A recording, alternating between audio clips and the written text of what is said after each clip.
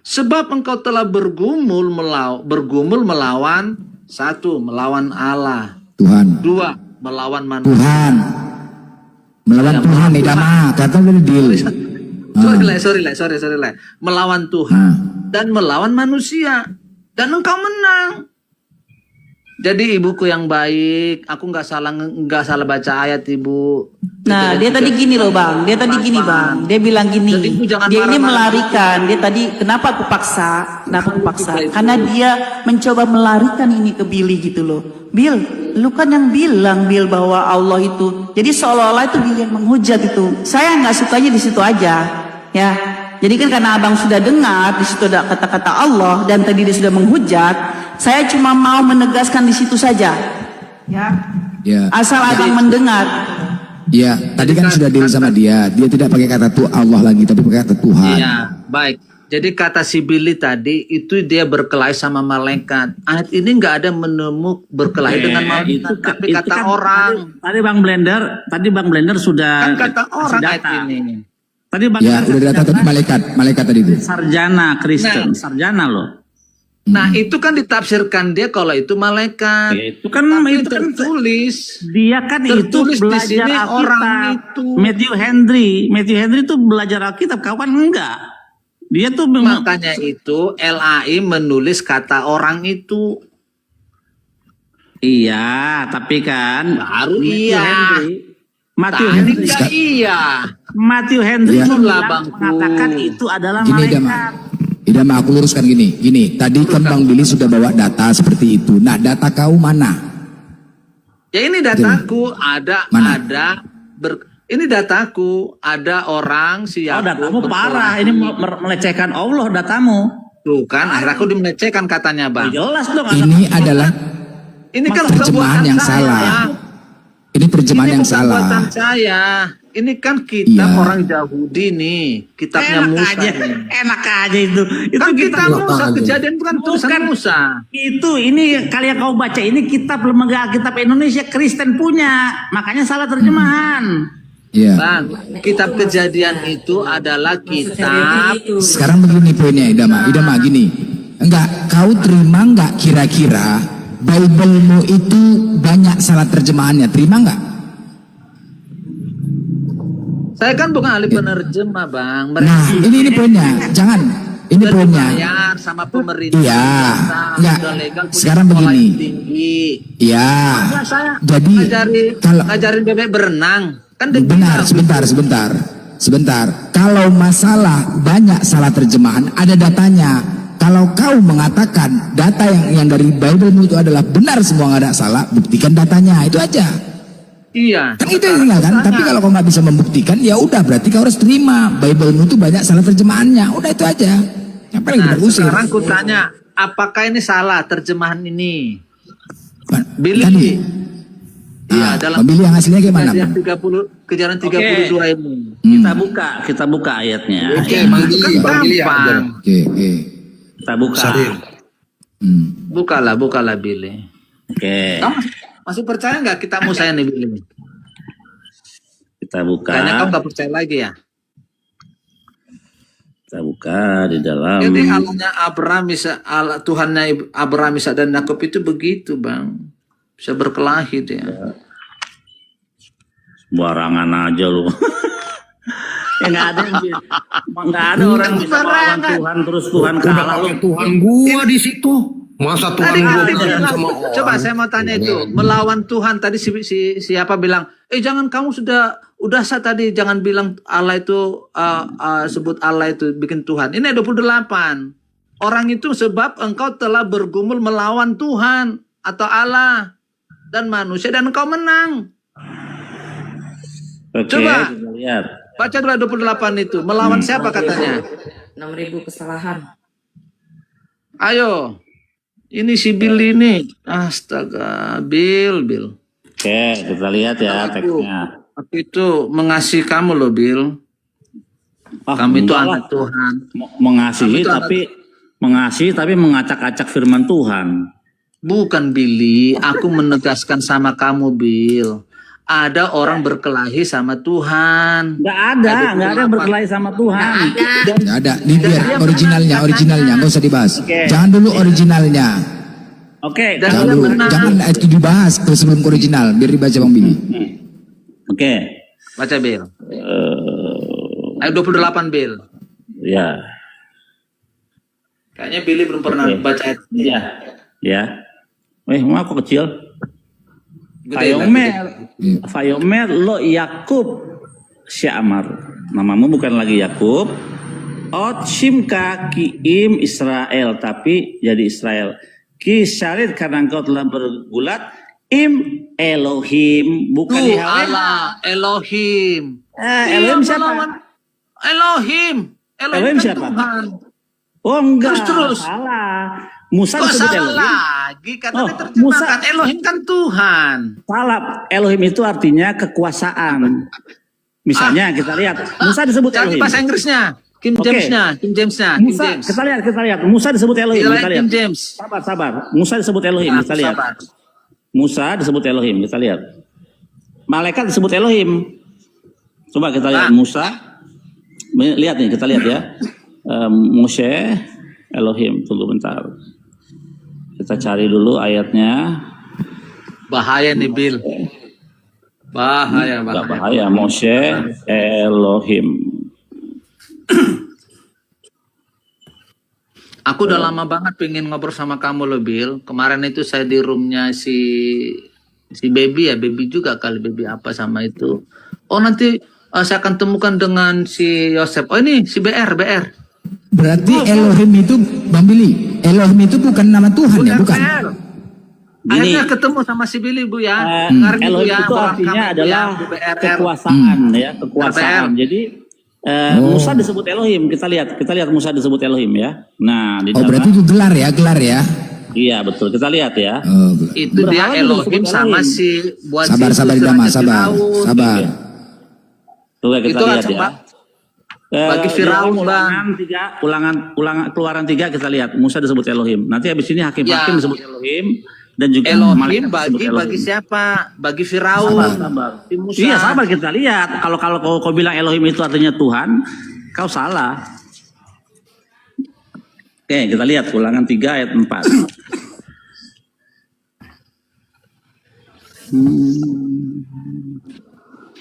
Dia Allah baginya si Firaun. Faya Rasem Kisar. Wah ini dia. Ya. Ulangan 3 ayat 4. Nah, ini 4.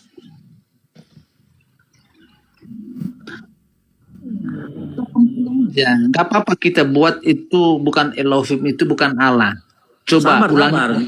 Kita kan harus cari buktinya, jadi nggak asal ngomong enaknya gitu. Nanti saja kalau udah ketemu nanti kasih tahu. Maksud saya ke ayat yang tadi itu kalau kamu terjemahkan Sabar. Enggak. bukan Sabar Tuhan. Idama, ini penting juga Idama. Artinya selama ini kan kalian mengklaim ya, Elohim itu kami juga perlu tahu. Ternyata Elohim itu bukan Tuhan. Tunggu bentar. Iya. Aneh kan? Elohim Paro kita lihat ya. Musa disebut Elohim itu di mana ya? Tunggu bentar. Cari aja Bang kamus bahasa Ibrani kata Elohim. Keluaran 71, keluaran 71, pilih. Berapa? Keluaran 71. Keluaran 7 ayat 1. Iya. lanjut. Assalamualaikum semuanya. Nah, ini dia. Waalaikumsalam warahmatullahi wabarakatuh. Ya. Oke. Fayomer Haseb El Moshe Re'eh Natatil Elohim Leparau. Engkau akan menjadi Elohim Leparau terhadap Firaun. Iya Oh, benar ya. kan saya bilang kan? Musa. Belum kau baca itu aku udah katakan tadi. Diam dulu, Iya, diam jemaah. dulu. Yang punya kitab lagi nerangin. Kan tadi yang Terangin pertama nih. yang ngomong, yang pertama ngomong itu kan gua tadi, lu cuman ngikutin gua. Nah, kata Elohim Lagi Firaun. Kata Elohim tadi merujuk kepada malaikat. Siapa yang mengkonfirmasi? Yahudi dan Kristen sarjananya. Sarjana Kristen namanya. Tapi siapa tadi? Matthew Henry mengatakan itu Pindah malaikat. lagi ke malaikat. Lah iya kan tadi kan Tadi kan katanya ke situ. kekuasaan kau bilang tadi. Iya, kekuasaan yang dikasih oleh Tuhan. Musa Elohim, siapa yang kasih Astaga, kekuasaan? inilah kamu Yahudi itu. Nggak bisa Gini, dipercaya. Musa disebut Elohim, siapa yang memberi Langit. kekuasaan? Tuhan. Malaikat disebut Elohim, siapa yang memberi kekuasaan kepada malaikat? Tuhan. Hakim-hakim disebut Sekarang Elohim, coba. siapa yang memberikan kekuasaan kepada hakim? Tuhan. Begitu. Kita ubah cara kata berpikirnya. Elohim itu kekuasaan. Kekuasaan ya. Coba balik ke kejadian 32 tadi. Kita terjemahkan menjadi kata kekuasaan. Ayat 28 tadi. Kan sudah ya, sarjana Lalu Kristen. kata orang Sarjana- itu. Nah, sarjana Kristen sudah mengkonfirmasi, Blender sudah kasih datanya tadi bahwa itu adalah malaikat dan bukan Allah atau Tuhan, bukan. Iya yang berkelahi kan kau bilang. Iya. Ternyata di dalam ayat 28 itu kata orang di sini abangku. Iya, kita konfirmasi dulu tadi kata Allah bener nggak itu Allah, Nah. Tuhan atau malaikat? Dengar dulu tadi kan yang siapa yang berkelahi itu. Kan itu pertanyaan pertama. Ternyata orang. Susahnya orangnya enggak. Itu terus Orangnya ternyata orang. muter. Orangnya Oh, berarti gini, enggak, kalau memang itu benar Elohim ya, berarti ini kejadian tadi yang begaduh itu Elohim, Iya. ya kan? Elohim itu adalah kekuasaan. Gini loh, itu gelar yang diberikan kepada, gini, itu Elohim itu berarti gelar, bukan Tuhan. Tuh. Gelar ya, artinya kekuasaan. Orang-orang yang diberikan kekuasaan dari Tuhan disebut Elohim. betul, Itu dia artinya. Ya, berhala disebutkan lo iya leka Elohim akhirnya malah jangan ada tuan-tuan, jangan ada berhala lain di hadapan hadiratku. Hukum kedua itu. Ya, Dengarin. Bang Blender, nih, Bang Blender udah mulai nangkap ini. Mantap ini, cerdas ini like ini. Dengarin ya Billy ya, mohon izin ini. Ayat 28 tadi ya. Lalu kata orang itu, jelas di sini nggak ada kata malaikat. Alkitab tidak pernah mencatat kalau malaikat ya malaikat, ya orang, nama ya nama. Nggak pernah Berarti yang bergumul tadi Itu siapa? yang salah. Sebentar dulu, astagfirullahaladzim. Sebentar dulu. Kalau lu begitu caranya berarti Allah kalah sama Yakub. Menurut kita Iya, lu. betul. Masa pencipta langit dan bumi kalah sama orang? Lu ngarang aja kadang-kadang. Sebentar dulu. Ember Ini kan ada si Ya, Billy. tolong. Orang aja nggak dipencet juga modiar. ahli teologi itu yang ngomong sendiri itu STT. Jangan marah-marah ibu-ibu yang baik. Bukan marah-marah. Priority loh. Paradigma lu coba Enggak, tolong dibuka. aku hanya Kalau membaca memang gitu. ayat di buku yang Yang ngomong itu cantik-cantik, yang ahli-ahli lu. pintar-pintar. Orang STT 6.000 kesalahan itu sebagai prioritas lu. Dengar, saya bacakan lagi Gitu Billy loh. ya. Lu jangan berkelit di kitab, sini. ini kan kitabnya orang Yahudi, kitab Torah, ini kitab No Kejadian. way. Itu dibilang berkatan itu kitab lu. Gimana sih lu? Kita hanya mengikuti kitab mereka. Kami percaya Iya, kitab mereka. udah tahu lu Kenapa kan si itu Billy kanonin sendiri? kan itu kan lu Sekarang kan jadi si Spanyol Billy yang lah nggak itu percaya berarti dengan kan. kitabnya. Ya Kan berarti yang lucu lebih itu. yang lebih mengerti ya Bung Yosef Kemarin bukannya ini. lu. Gimana sih? Makanya benarlah si Yosef ini KW, Yahudi KW. Tuh, Iya, mari saya kalau ya. gua digituin gua marah. Sudah Masa dia. orang Enggak, memang gua benar. dibilang gua KW? Tanya si Billy, berani nggak si Liatin, Billy liatin, mengatakan dengerin semuanya, Yahudi dengerin. sejati? Liatin Berani. bagaimana orang Kristen mengalihkan kata-kata. Liatin. Ini kan kitabnya Billy. Tapi ketika dia ini kejepit, dia cari tuh Yahudi. Kan bangsat nggak tuh? Bangsat kan? Bukan. Ini kan kitab Yahudi, kami percaya kitab ini. nggak Tapi si sama Billy isinya, ngaku Nyet. sebagai orang Yahudi, tapi dia nggak Gak percaya sama isinya kitab nyet. ini. Sama Kan nggak Bi? aneh. Sama nggak Bi? Gue tanya sama sekarang lu. gini. Sekarang begini, Idama.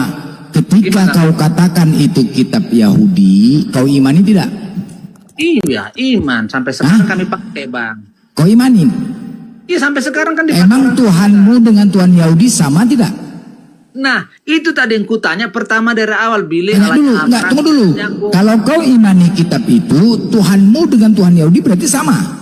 Ya memang itu yang kita sembah, bukan masalah sama Tuhan kan cuma satu. Sama, enggak, sama. Pertanyaan aku sama. Bukan masalah sama, memang satu Tuhan itu. Tuhan Jadi- Allahnya Abraham, Ishak, dan Yakub. Allahnya orang Yahudi. Iya, sama. Maksud aku sama enggak?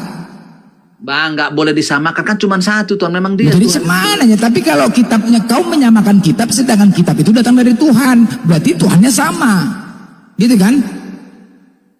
Bang Kan gitu Billy, kan? Bang. Dengar lagi. Memang benar kan? Satu menit. Satu menit. Jadi Itu loh, ada konsekuensinya orang, begitu. Jadi ada orang nih, bangsa ini mempunyai Allah, namanya Allah Abraham, Ishak, dan Yakub itu ya. Kami percaya Allah itu, Bang. Dan kami pegang Iya. kitab mereka itu. Iya, poinnya kan kau gini loh.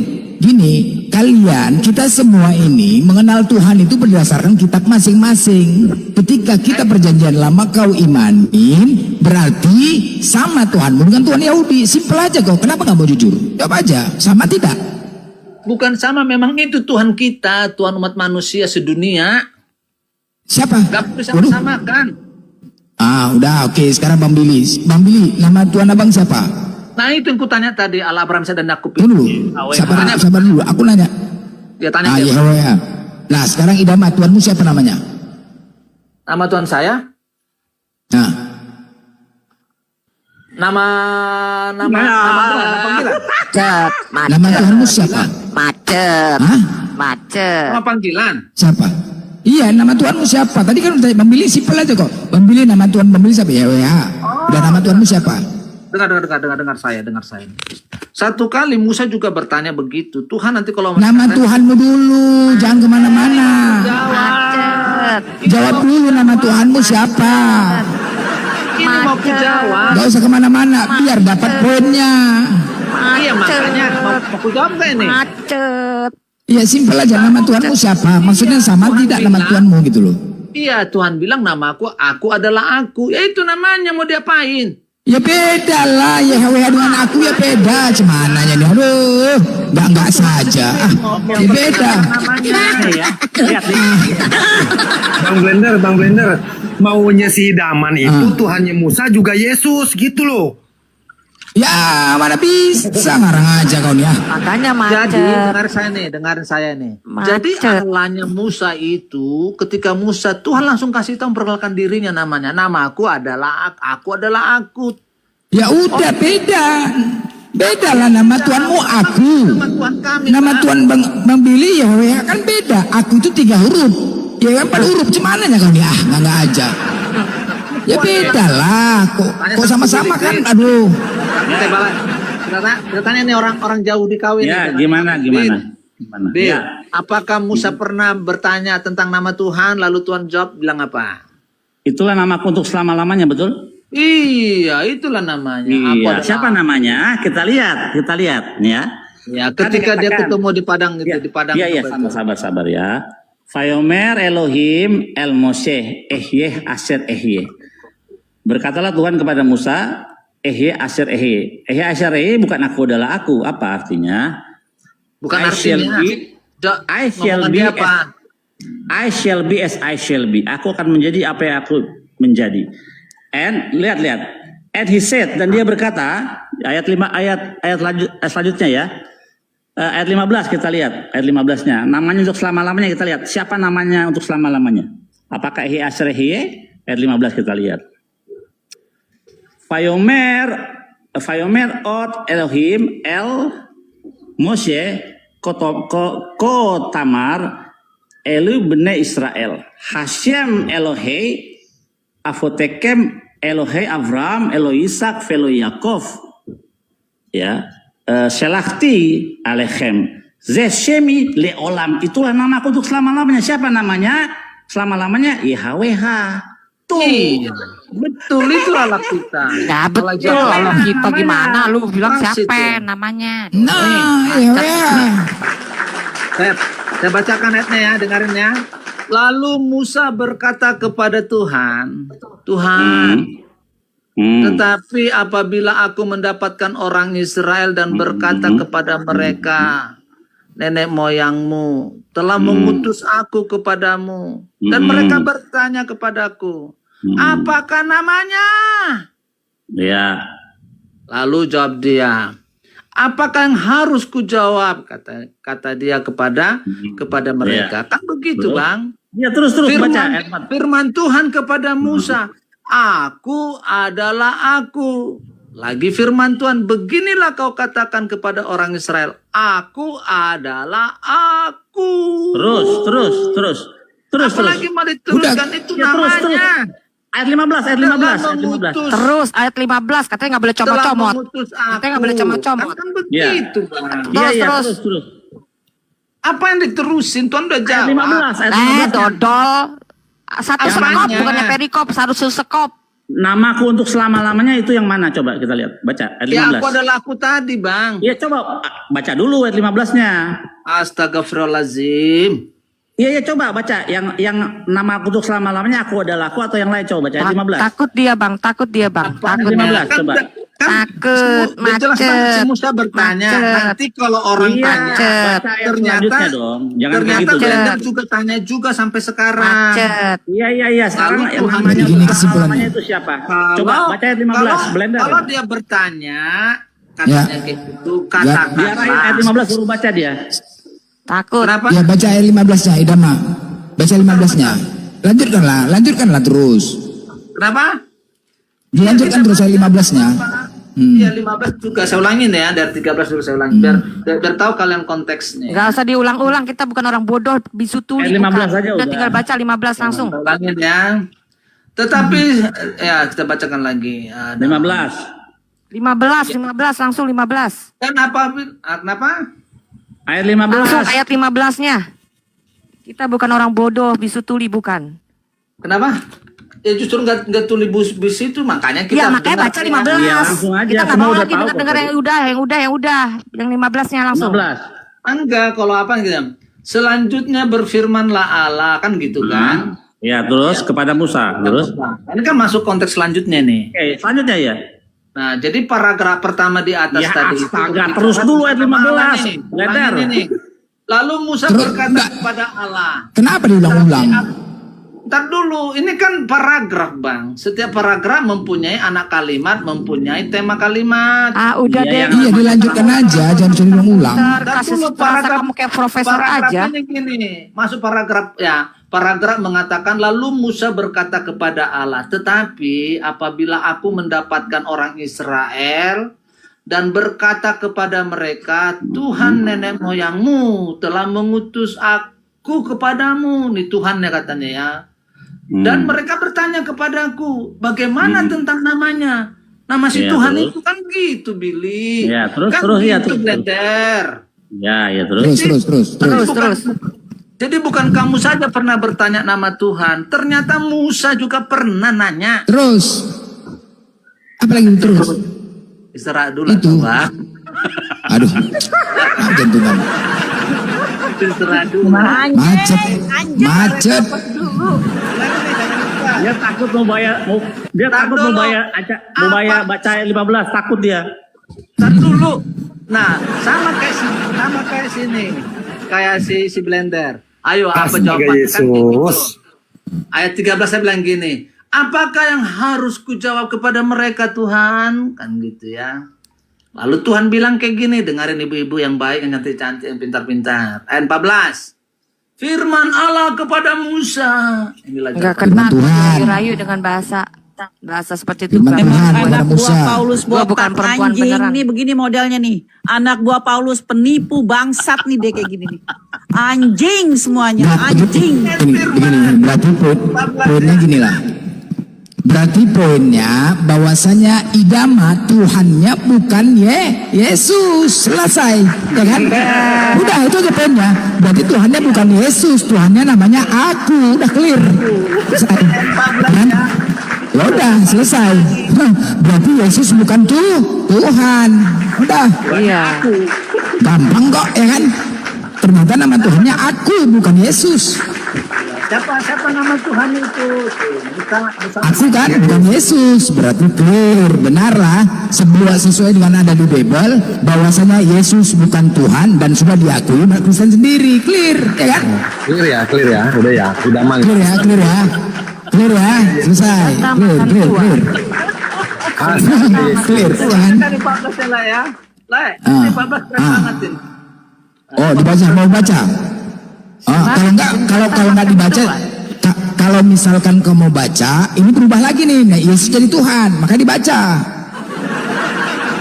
Maka dibaca lanjutin. Kalau nggak nanti Yesus bukan Tuhan ini, coba baca. Saya baca, Laiku dengar. Ya, baca. Pemimpinnya, Laiku yang ganteng, yang baik, yang aku kasihi. Dengar ini. N14, lalu Tuhan ngasih tahu namanya. Firman Allah kepada Musa nih, jawabannya apa? Ketika ditanya, apalah nanti ku jawab sama mereka? Nah, Tuhan bilang katakan, aku adalah aku. Lagi firman Tuhan lagi nih ditegasi. Beginilah kau katakan kepada orang Israel. Itu salah Akulah- terjemahan. I shall be as I shall be is not I am who I am. Semua disalahin. Dan memang salah. Ini. Itu dia baca kok. Dia baca teksnya kok. Kalau Memang orang salah nggak baca semua teks. kita beli terjemahannya. Ya semua kamu salahin. Gak ada Ya, yang benar memang. dari malaikat orang. Aku kan baca ayat. I shall be as I shall Salah be. katanya. Jadi begini. Ya oke, aku nerangin dulu ya. Jadi ini adalah gelar Tuhan. Sama seperti El Shaddai. El Shaddai. Di sini juga Ehi Asher Ehiye. Ya, Ehi Asher Ehiye ini adalah gelar Tuhan juga. Nah, siapa namanya Iya. untuk selama-lamanya? Kita lihat ayat 15. Inilah namaku untuk selama-lamanya. Siapa? Hashem. Tuhannya Abraham, Tuhannya Ishak, Tuhannya Yakub. Ya. The God of Jacob. This is my name forever. Siapa namanya? Hashem. Ini gelarnya. Itu kok susah. Gelar itu aku adalah aku. Semana kau itu? Bukan Gelar aku itu. adalah aku, itu salah terjemahan. Berarti gini, kesimpulannya Idama, ya kan? Aku adalah aku jadi gelar. Gini kesimpulannya Idama. Jadi berbeda Tuhanmu dengan Tuhan Yahudi. Oke? Artinya kalau berbeda, kitab yang dibaca tadi adalah kitab orang Yahudi. Kau tidak berhak untuk mengintervensi. Itu aja, selesai. Gampang kok, ya kan? Korek. Simpel, karena berbeda. That's Ya kan? correct. Karena berbeda. Exactly. Itu aja. Bang Blender, ayat 15 kan tadi kan minta saya bacain ini. Ini keren ini ayat ini. Dengar saya ya. Dari ayat 14 tadi dikatakan ketika Tuhan katakan, oh ya nama aku adalah aku gitu. Ayat 15 bilang kayak gini. Masuk paragraf berikut nih. Selanjutnya berfirmanlah Allah kepada Musa. Beginilah kau katakan kepada orang Israel. Tuhan Allah nenek moyangmu. Ingat nih, ini pertanyaan saya pertama sama si Billy nih. Allah Abraham, Allah Ishak, dan Allah Yakub. Jadi nggak ada Ismail di sini ya, mohon izin ya. Ah, dia mau itu tuh mau playing fiktif tuh tentang itu Ismail Bukan, tuh. ini Oh my ayat. god. Ya Terus, sementara Ismail itu bapaknya siapa? Dodol. Makanya kutanya, Billy ini jangan abu-abu. Kadang-kadang Allahnya Ismail Kok Billy juga. mulu disalahin Allahnya kamu tuh? Isa dan Yakub. Ambigu kamu Inilah juga. nggak bisa dipercaya itu, Parsial Bang. kamu, ambigu. Ya, coba terus dibaca lagi, Nggak bisa terus. dipercaya dia, Bang. Ya, terus Bang baca lagi. Blender. Saya ulangin. Selanjutnya berfirmanlah Allah kepada Musa. Tomar. Ulangin ya. Jadi Allah yang benar itu cuma satu ya di dunia ya. Sedunia Allah Abraham, Ishak, dan Yakub. Adonai Selanjutnya- Elohim, Adonai Elahad. Selanjutnya berfirmanlah Allah kepada Musa. Beginilah kau Tomar. katakan kepada orang Israel. Benar Israel. Tuhan. Tuh, Tuhan YHWH. kan satu ya. YHWH ya. Tuhan Nih. moyangmu. Abraham. Allahnya Abraham. Ishak. Allahnya Ishak. Dan Ya. Allahnya Yakub telah mengutus aku kepadamu. Itulah namaku untuk selama-lamanya dan itulah sebutanku turun itu benar Allahnya Abraham, Ishak, dan Yakub. Iya, siapa namanya? YHWH. Yesus. Namanya Aku Yesus. adalah aku yang di atas. Yesus bukan. Ini sebutan, Bang. Kau manggil pencipta langit dan bumi itu kamu nyebutnya Lihat apa? itu, Kan lihat Tuhan. itu, lihat itu tulisannya Bang itu Billy. apa? Oh my Saya god. ajarin ya. Ada pencipta langit Ngapain dan bumi. dia Kamu ngajarin menyebut sama orang dia apa? bohong begitu? Menyebut dia Tuhan. Nah, bangsa Israel menyebut pencipta langit dan bumi itu Allahnya Abraham, Allahnya Ishak, Allahnya Yakub. Ya, siapa Itu namanya? namanya ada itu tulisannya itu Makanya ditunjuk kerap itu. kali ketika mereka berdoa, ya Allah Abraham, Allah Ishak, Oh dan my god, Yakub. benar-benar idiot. Itu bukan namanya. Dia nggak paham bener. Iya, Jadi yang yang namanya idiot itu benar. untuk Namanya itu selama-lamanya. aku adalah Idiot aku. banget ini. Udah dibilang Salah, ayat salah. 14. Nah, Itu ditunjuk itu ditunjuk itu Bang, YHWH itu. Ayat 14, Tuhan sudah menjawab, berfirmanlah Allah kepada Musa, aku adalah Ya, aku. yang namanya untuk selama-lamanya yang mana coba? Hmm. Kan menyebut katanya tadi, itulah namaku untuk selama-lamanya. Ya, yang mana? Ya Yang apa? mana? Yang mana? Siapa? Ya itu aku adalah aku. Yes. Salah dong. Ya itu namanya ada tuh. Nih, nih ya. Pak Hashem. Ko tomar el bani Israel. Katakanlah kepada Israel. Hashem, YHWH, Tuhannya Abraham, Tuhannya Ishak, Tuhannya Yakub telah mengirim aku kepadamu. Itulah namaku untuk selama-lamanya. Siapa namanya? YHWH. Bang, dengar saya. Di dalam Alkitab ini dikatakan, itulah sebutanku. Shemi. Kau bisa Shemi disebut bukan sebagai sebutanku. presiden. Enggak ada. Shemi itu nama. Bentar dulu. Engkau Enggak, bisa enggak, Shemi itu disebut. nama. Bentar dulu, kau bisa disebut Shemi. polisi. Ciri-ciri Karena orang This kau is my name. Bukan sebutan. tahu, This is tahu. my name. Bukan sebutan. This is my name forever. Tuh. Iya, namanya kan di atas aku adalah aku tadi, Bang. Salah dong. Jadi ku tanya gini, Bang Billy, saya mau tanya nih. Bangsa, kamu kan orang Yahudi nih. Siapa nama alamu? Yesus gitu aja udah bang, biar gampang. YAWH. YAWH. Bill. Jawab, siapa nama Tuhanmu, Bill? Nama alamu? Salah. Kamu bohong, baru kau baca tadi di situ. Allah, Abraham, Ishak, dan Yakub. Iya, namanya ada namanya YAWH, tolong. Beda. Coba gini. Berubah dia. Super congor. Sekarang giliran kita coba super congor buka Al-An'am lembar ayat 84. Coba buka. Oke. Surah Al-An'am ayat 84. Inilah si Bill ini, padahal kitabnya. Sabar Idama, sabar. Sabar. Ketian, Surah. dari segi Quran ya, biar jelas. Al-An'am ya. Al-An'am ayat 84. Ya, itu aku adalah aku. Pas ditanya siapa alamu? Ayat berapa bang? 84 ya? 84. Iya. Kayaknya si Bill ini memang ada darah Yahudinya ini. Memang si Idama ini anjing. Udah, sabar. Cara berpikirnya itu pas itu. Anjing dia ini. Itu bacakan. Bisa habis, Langsung. bisa C. Ya, Bill ya. Udah, sabar teh ini bilang. Keren Bill, semangat Bill. Kami telah Itu. menganugerahkan kepadanya Ishak dan Yakub. Tiap-tiap mereka telah kami beri petunjuk sebelumnya. Kami telah menganugerahkan petunjuk kepada Nuh.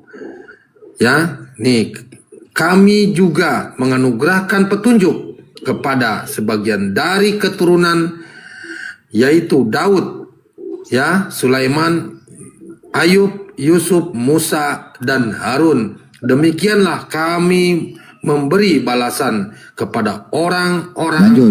yang berbuat kebaikan. Lanjut 85. Lanjut 85 ya. Sampai 85 ya. Sampai 86, sampai 87 kayaknya. Nah, Lanjut.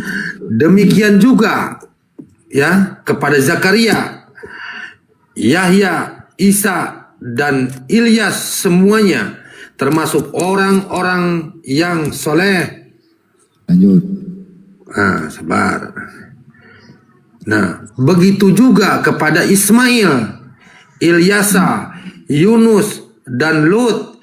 Tiap-tiap mereka kami lebihkan daripada umat seluruh alam. Dilebihkan ya. Karena masanya, iya. Ya. Masanya. Pada masanya nih. Terakhir. Iya, terakhir. Pak, di 87.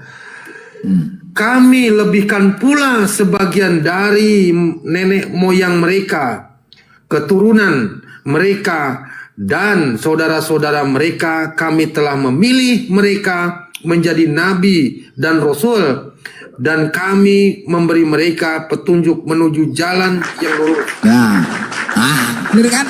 Lengkap kan nabi kami situ kan? Nah, itu legitimasinya bahwa saya nabi dari Tuhan umat Islam. Gini, abang, aku jelasin ke abang. Tadi si Idama ini ya, dia menceritakan bahwa tidak ada di sana yang namanya keturunan dari Ismail.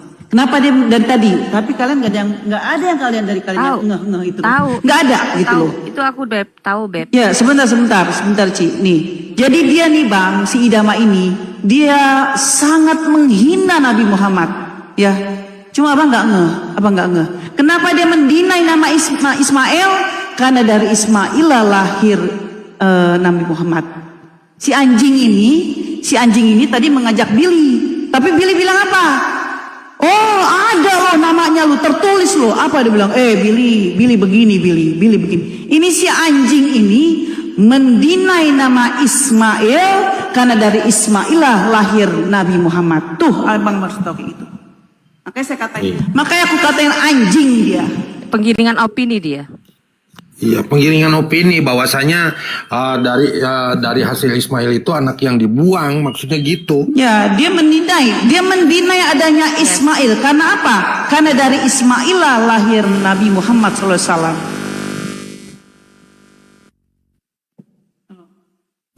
Tuh, asal tahu tuh jahatnya dia. Tapi tadi Billy bilang bahwa ada tertulis loh, dan yang memilih itu Hashem. Yahudi yang bilang seperti itu. Poinnya adalah Tuhan dia bukan Yesus. Sudah selesai, ya kan? Iya, Benar, betul. benar. Dari diskusi ini Tuhannya bukan Yesus. Selesai. Konfirmasi dulu Bang Ben, konfirmasi dulu. Aku apa siapa? Coba konfirmasi. Iya benar kan? Kesimpulannya Idama berarti Tuhan bukan Yesus ya. Sepakat ya? Sore, setuju. Sepakat? Bagus ini. Sepakat? Pertanyaan yang bagus. Pertanyaannya ini bagus ini. Saya tunggu pertanyaannya itu Bang. Jadi Bang Blender mau izin ini. Jadi tadi kan alanya si Billy tadi itu alanya kita juga. Karena kan cuma satu Allah nggak boleh. Enggak. Oh enggak, aduh mah. Bil. Jangan dipaksa lah. Wih, jangan maksain anak orang, wih. Janganlah. Kan gini loh, beragama itu jangan menyenggol agama orang lain. Kenapa sih? Toleransi kenapa jadi beragama? Janganlah.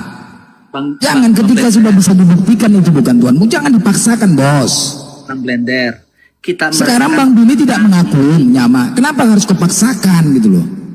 Enggak kupaksakan. Maka tadi saya bilang kan sudah beda itu alanya Abraham, alanya Isa, alanya Yakub dengan alanya ini Ismail. Tuhannya Kristen sama Tuhannya Yahudi beda, karena Tuhannya Kristen itu sama dengan Firaun. Kenapa? Punya anus. Kita lihat anus Firaun. Setiap pagi dia berak. Setiap pagi dia berak. Ketemu Musa. Musa bilang, ngapain kamu sini? Katanya kau Tuhan. Kok kau berak? Dengar, Bang Yosef, aku masih doaku gini, ya Allah Abraham, Isa dan Yakub, berkatilah makanan ini, berkatilah kehidupan kami. Kami masih berdoa ke situ kok Bang. Berarti bukan kepada Yesus. Nah, pertanyaan yang bagus nih, mau saya jawab ya, dengarin saya. Ya, dengarin ini, saya tunggu nih. Bagus nih pertanyaannya ya. Nah, dengarin ini. Allah ini kan Allah Maha Kuasa ini. Dia pernah berjanji ketika Adam dan Hawa jatuh ke dalam dosa, sebuah janji Allah apa Yesus? Allah apa Yesus? Astagfirullahaladzim. Enggak ada Allah hubungannya apa sama Yesus? sekali. Dengarin dulu kan pertanyaanmu, biar ku jawab. Itu Jadi Paulus ada itu. si Allah ini, Itu si Allah settingan Abraham Paulus Isa itu. dan Yakub ini. Kitab Paulus itu. Gini Idama, aku simpulkan Tuhannya Abraham, Isa dan Yakub menurut Bang Billy itu tadi YHWH. Nah, Iya. Tuhanmu siapa? Tuhan Ibrahim dan Musa siapa menurutmu? Ya ini WH tadi. Siapa? Loh, sama berarti dengan nggak mungkin lah kalau kau bersamakan. Kami punya kitab Kalau yang sama. sekarang Tuhannya Musa menurut di kekristenan. Beda. Makanya Enggak gini loh. Sekarang menurut kekristenan kan kau mengklaim punya Musa. Nah, Tuhannya Musa dan Abraham itu siapa namanya? Siapa? Iya, WH tadi itu Bang. YHWH Tuhannya Yahudi. Kalau begitu sama berarti Tuhanmu, sedangkan Yahudi menolak. Memang Cemana nih kau nih ya? Ya, sama cemana? Alkitabnya juga Dari mana sama? Kitab Tauratnya juga sama, kitab Jeremia juga sama. Berarti Tuhannya Musa Yesus jadi? Sampai Meleaki juga sama, Bang. Enggak, berarti Tuhannya Musa Yesus. Bukan sama Maleaki. Salah. Nah, Gimana Bang? nah. Jangan kalian bertanya satu-satu, bingung saya siapa yang mau saya tanya. Turunan kitabnya aja sudah beda. Kamu kan Maleaki. Kalau kita bukan Maleaki. Di Frehayamim. Di Frehayamim. Isinya sama nggak Bang? Apanya? Isinya sama nggak? Susunannya aja beda. Susunannya aja beda. Isinya Susunannya sama. beda. Tapi Kamu isinya kan sama kan? Maleaki. Isi ayatnya sama nggak? Kan tadi udah dari kitab Kejadian 1 ayat 2 saja sudah dikorupsi. Tuhan adalah roh. Iya. Ya sama nggak? Sama nggak ya? Spanyol lah. Sama lah. Spanyol lah. Sama Nggak nggak? sama. Orang dari Tuhan dibilang nggak roh kan sama. kebangetan. Bilang atuh kalau nggak sama. Jadi kitabnya si Billy ini sendiri berbeda ya sama kitab itu ya, kitab Yahudi yang lainnya. Namanya juga Bukan Nggak. Yahudi. Jangan framing kamu. Orang dibilang Enggak, sama nggak sama ini kan aja sudah framing. dikanonkan abad Ya, dikanonkan ke-14. karena di kau tuh, di Alkitab kau itu sendiri sudah Spanyol. dikanonkan abangku. Lu Spanyol. Idama. Tar dulu, Aku mau nanya biar nih, ku jawab sedikit dulu. aja, sedikit Biar izin. ku jawab. Bang Congor mau izin. Tadi kan ditanya Tar tentang, dulu sebentar. tentang Tuhan ini. Ini Tuhannya Tentang Bunda Tuhan Maria tadi. siapa coba? Ya makanya bangku mau biar ku jawab bangku. Jadi Allah si tadi itu yang disebut WHW tadi itu, Jehovah tadi itu ya. WH tadi itu, aku yang adalah aku, ya. Ini kan Allah Maha Kuasa ini. Dan dia sangat mengasihi umat manusia yang telah jatuh ke dalam dosa pada zaman Adam dan Hawa. Dia berjanji di dalam Kejadian 3 ayat yang ke-15 bahwa dia akan membuat permusuhan antara keturunan si ular dan keturunan perempuan ini. Si ular akan meremukkan tumitnya dan si keturunan si perempuan akan meremukkan kepala si ular ini. Nah, Terus sekarang Yesusnya mau di mana? dicari. Yesusnya di mana di situ? Makanya dengarin saya dulu lah bangku. Ada kata Yesus nggak di situ? Makanya dengarin dulu. Iya. Astagfirullahaladzim. Iya, ntar dulu. Ada kata Yesus nggak di situ? Ada kata Yesus nggak di situ? Makanya dengarin dulu. Iya, ada kata Yesus nggak? Jawab dulu. Iya, makanya gimana aku Iya. mau jawab kau ngomong terus. Iya, ada kata Yesus nggak di situ? Aku tahu arahmu. Ada kata Yesus nggak tertulis? Strike the point karena dia yang punya kitab. Iya, Kau cari gitu. arah. Emang Nah. kita mau cari arah mata angin, cari Gini Idama, Nggak ada urusan gini loh arah di Idama. sini. Di perjanjian lama itu ya, kau kan tadi mengatakan bahwasanya perjanjian lama itu punya orang Yahudi, bukan punya Kristen. Yang berhak menjelaskan itu Yahudi.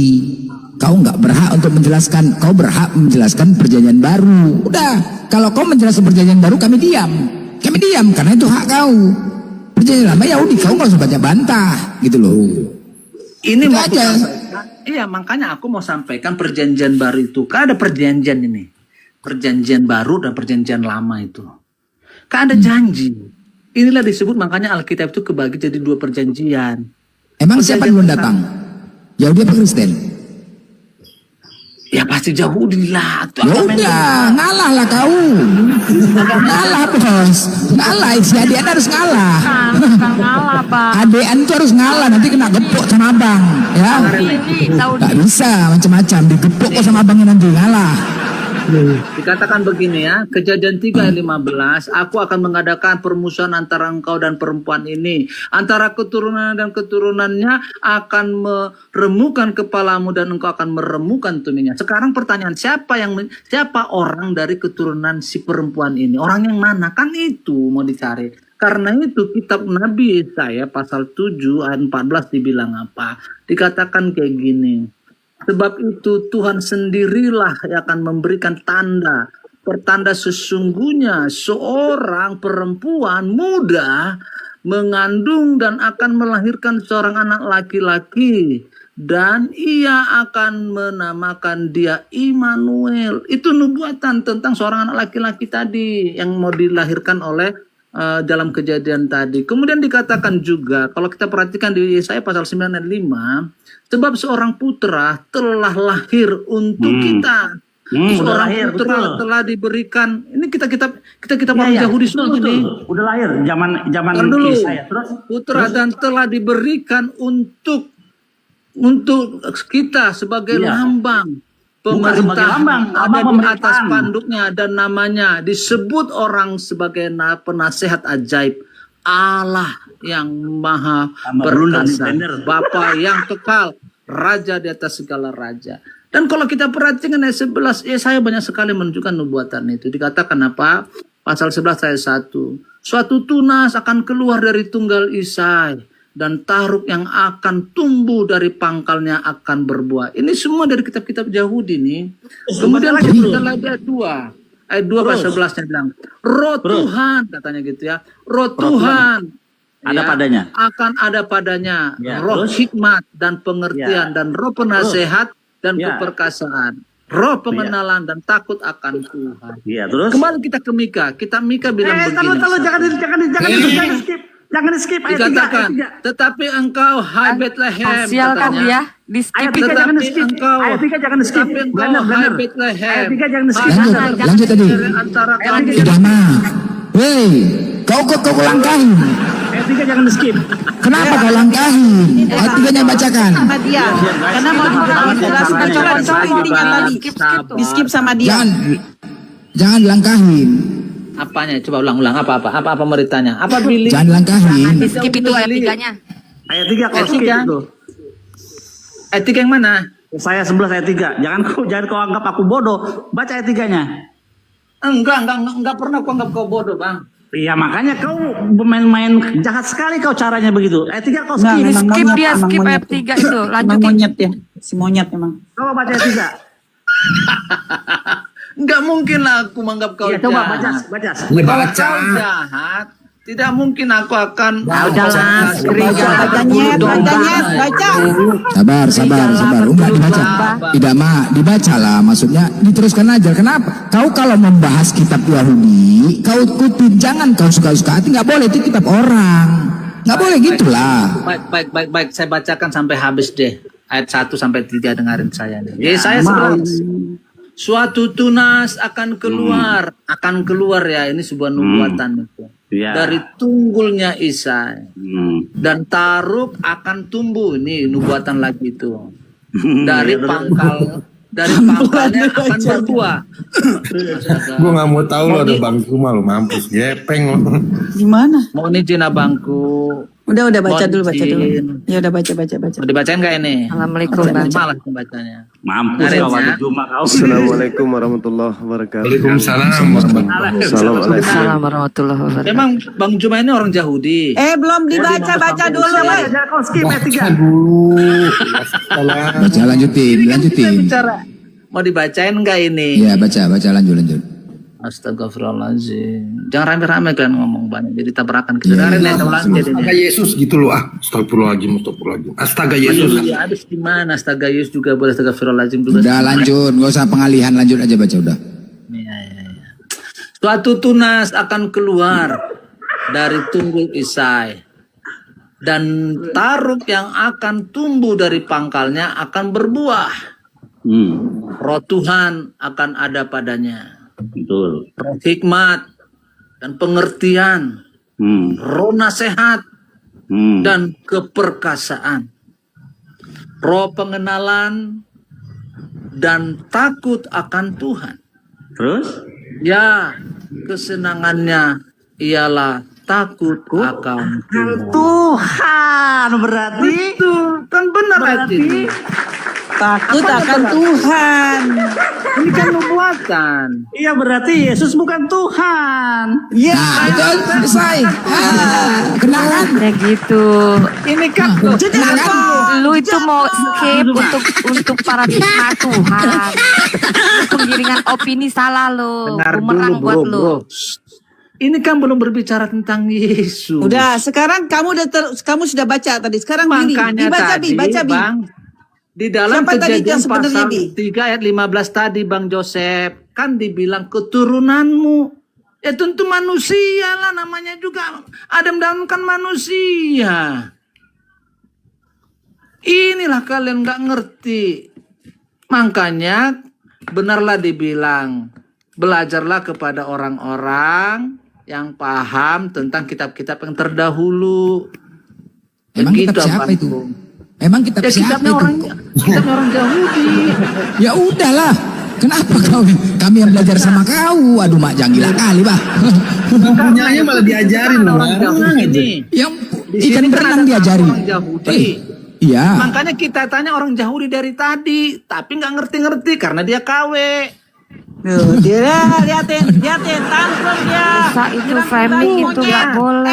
Dosa itu bahasanya. Betul, coba tanya si Billy. Gerunda, Tadi silakan Bang Billy Gerunda. bilang yang kamu KW jawab itu dulu, yang nggak jawab bisa dulu. baca. Sabar. Kamu Yahudi sejati nggak, Billy? Udah. Jujur jawab, Billy. Sekarang gantian Billy. Bi. Enggak, jadi udah benar. Udah. Anak monyet diam. Billy sekarang nyerangin. Billy yang nyerang. Bil serangin Bi. Jelaskan. Ini pasiennya sama Kizuma akan dihajar habis. Kita lihat nanti. Enggak, tadi itu kan Bang Juma, silakan. Mohon izin jadi- teman-teman. Ya, Jadi, silakan, Bang. jadi ke Bang Yosef udah kelar ya udah. Sabar, nanti. enggak lah, Nanti dia lagi makan, Bang Bilu lagi makan, udah Mas, lu aja lah udah. Silakan, Bang. Ya, kita luruskan dulu ya sanggaan membabi buta terkait kejadian 3 nomor 15. Babi buta. Keturunanmu dan keturunannya akan saling bermusuhan. Jadi yang dimaksud situ tidak menyebut oknum. Siapapun keturunan Adam alaihissalam yang beriman kepada pencipta langit dan bumi, itulah yang akan menghancurkan iblis. Iblis sendiri mengatakan di dalam Al-Quranul Karim, Qala fabi izzatika la ughwiyannahum ajma'in. Iblis berkata, demi kemuliaanmu wahai Tuhanku, pasti aku akan menyesatkan mereka semuanya keturunan Adam. Illa ibadaka minhumul mukhlasin. Kecuali hamba-hambamu anak keturunan Adam yang terpilih karena keikhlasan di antara mereka yang beriman kepadamu.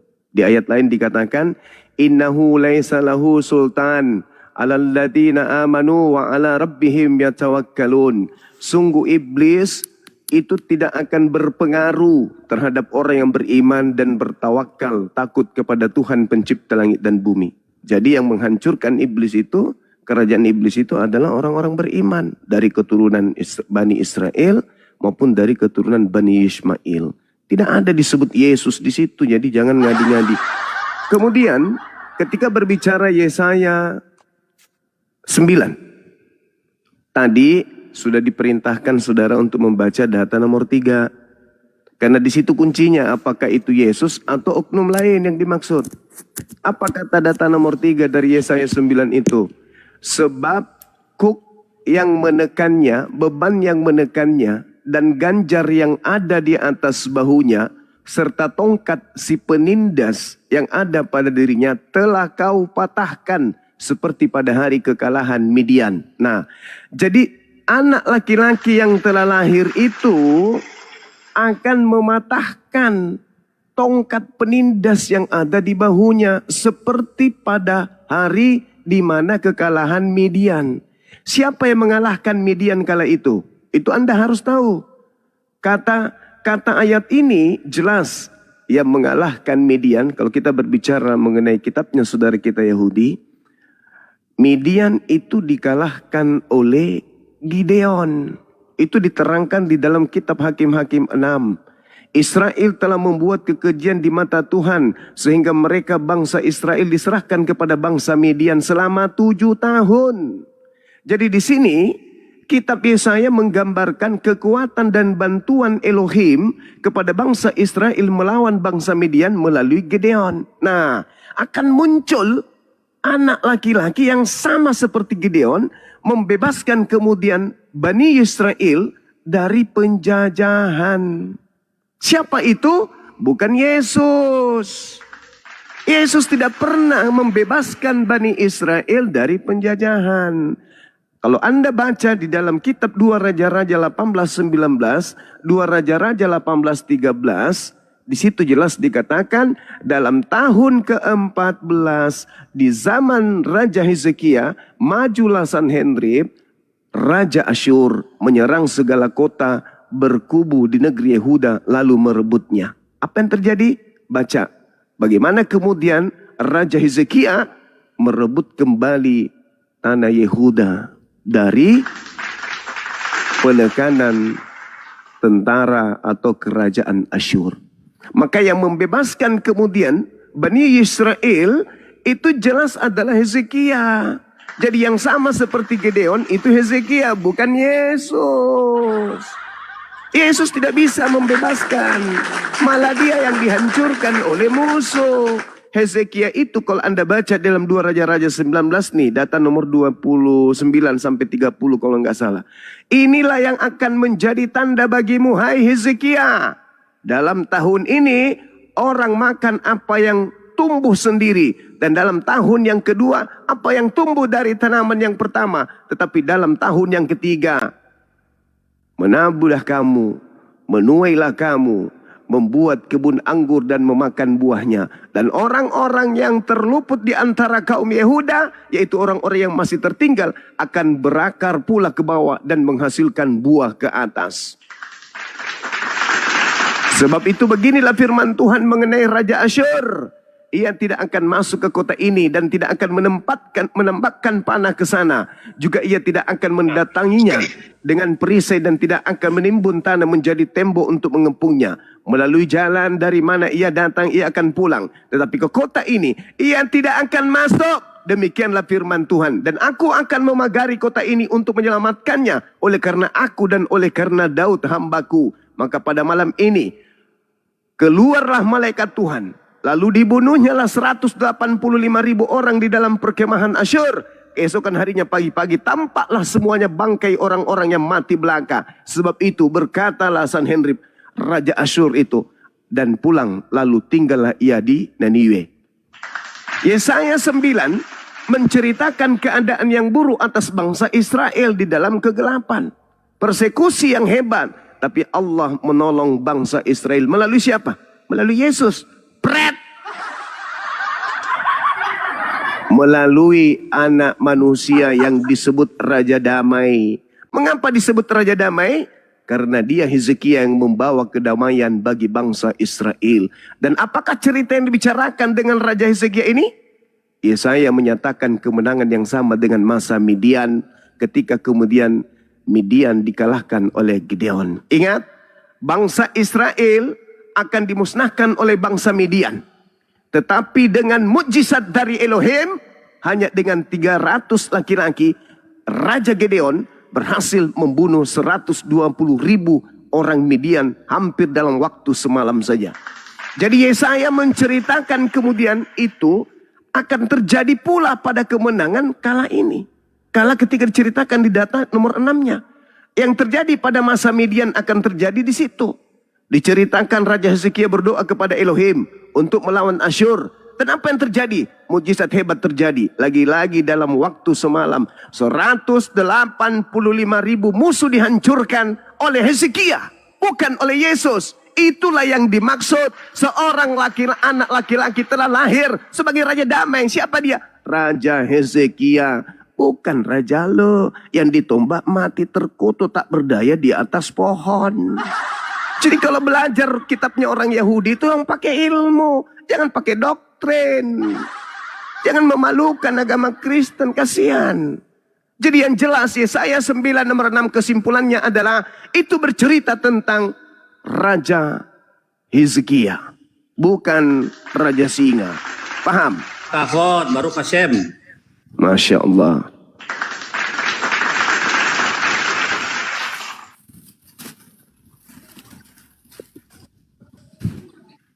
Damai, gas. Oh ya, besarin saya bang. Iya. Terima kasih Bang Juma. Sama-sama. Iya Bang Juma, teman-teman yang baik semua di atas nih. Kejadian 3 ayat 15. Aku akan mengadakan permusuhan antara engkau dan perempuan ini. Antara keturunanmu dan keturunannya. Di sini nggak dikatakan keturunan kayak gitu, seakan banyak orang gitu ya. Keturunannya akan meremukkan kepalamu.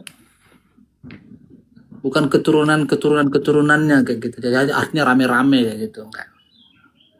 Dan engkau akan meremukkan tumitnya. Di sini tidak berbicara tentang bangsa Israel, apalagi dengan bangsa Kores tadi segala macam itu. Ini jauh sekali. Gak ada bangsa pada waktu itu dibicarakan di sini. Ini keluar ayat ini karena manusia setelah jatuh ke dalam dosa dan upah dosa itu mati. Dari ayat 1 Kejadian pasal 3 ini, manusia itu ke dalam dosa, kata Tuhan, kalau kau makan itu kau akan pasti mati. Jadi urusan mati nih. Bukan urusan bangsa. Gak ada urusan di sini.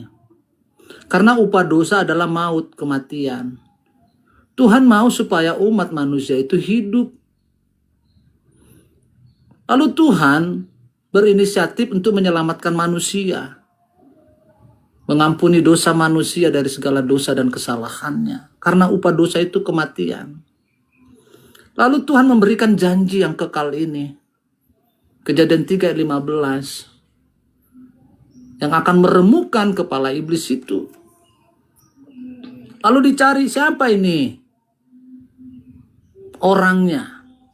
Berabad-abad kemudian, beratus-ratus tahun kemudian, semua para nabi sedang menanti-nantikan, dan para nabi Kau menggaungkan kau nggak tunjukkan data. tentang Kau nggak perbuatan tunjukkan ini. data. Tidak, kau nggak tunjukkan data.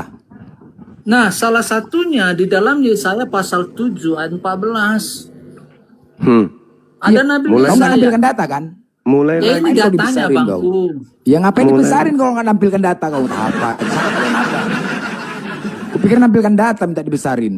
Ini Mulai. datanya udah saya tampil, saya kasih tahu ini. Itu baca Tadi kan namanya, bukan tampilkan. Kejadian pasal 3 ayat 15 kan data. Iya baca, buku pikir tampilkan minta dibesarkan. Kau pun banyak kali gaya. Kan supaya biar tahu siapa yang ngomong. Oh, Gantian nah tuh. Iya. Gedein laku bang. Iya, mau digedein kau. Ya gede lu laku. Iya, Dia iya, dong. iya, iya. Ah, Biar top kok ya, biar top ya. Oke. iya. Seimbang. Kirimlah koinku. Sejuta koin, atau berapa koin ke. Siapa tahu dapat koin dari sini. Udah, lanjut. Itu data ya lo. Kejadian 3:15. Nah, berabad-abad manusia menantikan janji itu. Nah, zaman Yesaya, Nabi Yesaya mengingatkan kembali janji itu dengan sebuah nubuatan. Di dalam Yesaya 7 ayat 14, sebuah nubuatan mengatakan begini, sebab itu Tuhan sendirilah, katanya. Ini kan pekerjaan Tuhan di dalam Kejadian pasal 3 tadi itu. Karena itu hanya Tuhan sendirilah yang akan melakukan itu. Dikatakan di ayat 14, sebab itu Tuhan sendirilah memberi pertanda. Kasih tahu tanda-tandanya ini dan nubuatan itu. Sesungguhnya seorang perempuan muda. Nih, sebenarnya bahasa aslinya itu virgin ya kalau nggak salah saya ya. Perawan ya maksudnya ya. Ini tandanya. Saya mengingatkan janji itu. Memberi pertanda sesungguhnya seorang perawan muda mengandung dan akan melahirkan seorang anak laki-laki. Ternyata benar. Aduh, diganti orang lagi. Udahlah, saya nggak mau ngomong deh. Udah kepanjangan. Kau telah kan? Panjangan. Boleh saya tanya? Kalian suruh jelasin. Ya kan? Ya udah, saya minta aja lah ngomong lah kalian seenaknya. Begini, saudara, kita itu beragama itu kan harus pakai akal, bukan cocokologi kan ya. Nah, ketika Anda berbicara mengenai Yesaya, tolong, apa cakupan dari kitab Yesaya ini? Apakah membahas tentang Yesus? Tidak. Penglihatan yang dilihat oleh Yesaya itu Anda bisa baca di pembukaan kitab tersebut. Yesaya 1. Penglihatan yang telah dilihat oleh Yesaya bin Amos tentang siapa? Disebutlah di situ. Jadi rangkuman daripada Yesaya 1 sampai Yesaya 66 itu membahas tentang siapa yang ada di dalamnya. Penglihatannya itu mencakup dari siapa yang dinyatakan oleh penulis atau yang melihat penglihatan tersebut. Siapa dia? Yesaya bin Amos, bukan pendeta. Bukan pastor. Yesaya sendiri yang memuntahkan isi kitabnya. Di situ jelas dikatakan penglihatan yang telah dilihat Yesaya bin Amos tentang Yehuda, tentang Yerusalem, tentang Yehuda, Yerusalem dalam cakupan masa Uzia, masa Yotam, masa Ahaz, masa Hezekia, dan masa raja-raja Yehuda. Apa pula kau larikan kepada orang Roma? Yesus. Gak ada itu. Atau kau ingin memaksakan anak Maria yang disalib itu? Nanti ku ajarin. Nanti ku ajarin habis ini. Jadi, berhenti kalian. Berhenti menjilat-jilat kitab Yesaya itu untuk Yesus. Berhenti. Karena yang bermimpi di situ, yang mengalami penglihatan di sana, Itu adalah Nabi Yesaya bin Amos yang membahas dalam penglihatannya tentang Yehuda dan Yerusalem. Di masa Uzia, di masa Yotam, di masa Ahaz, di masa Hezekia, di masa raja-raja Yehuda. Tidak ada itu di masa kerajaan Pilatus, masa kerajaan Herodes, masa kerajaan Paulus. Dek Nara, nggak ada. Jadi jangan bermimpi terlalu berlebihan. Film India kalau berlebihan juga nggak bagus. Sekarang Anda mengatakan itu adalah bukan oknum, bukan keturunan-keturunan. Loh, kau membantah dalil, kau yang membacakan, kau pula yang membantah dalilnya. Keturunanmu. Kalau keturunan itu yang sampai hari kiamat, keturunan Adam. Keturunan iblis, ia sampai kiamat. Iblis itu akan selalu mengganggu keturunan Adam. Kau sebut pula satu oknum untuk kau lantik jadi anak dari perawan. Kau pelajari original teks Yesaya 53 itu. Supaya kau paham bahwa wanita yang melahirkan kemudian perawan di situ. Anak yang akan menjadi raja di situ. Itu adalah wanita mandul. Bukan wanita subur. Maria itu wanita subur. Nggak disentuh aja hamil. Sedangkan yang dinubuatkan di Yesaya 53 itu adalah wanita yang mandul. Bukan wanita subur.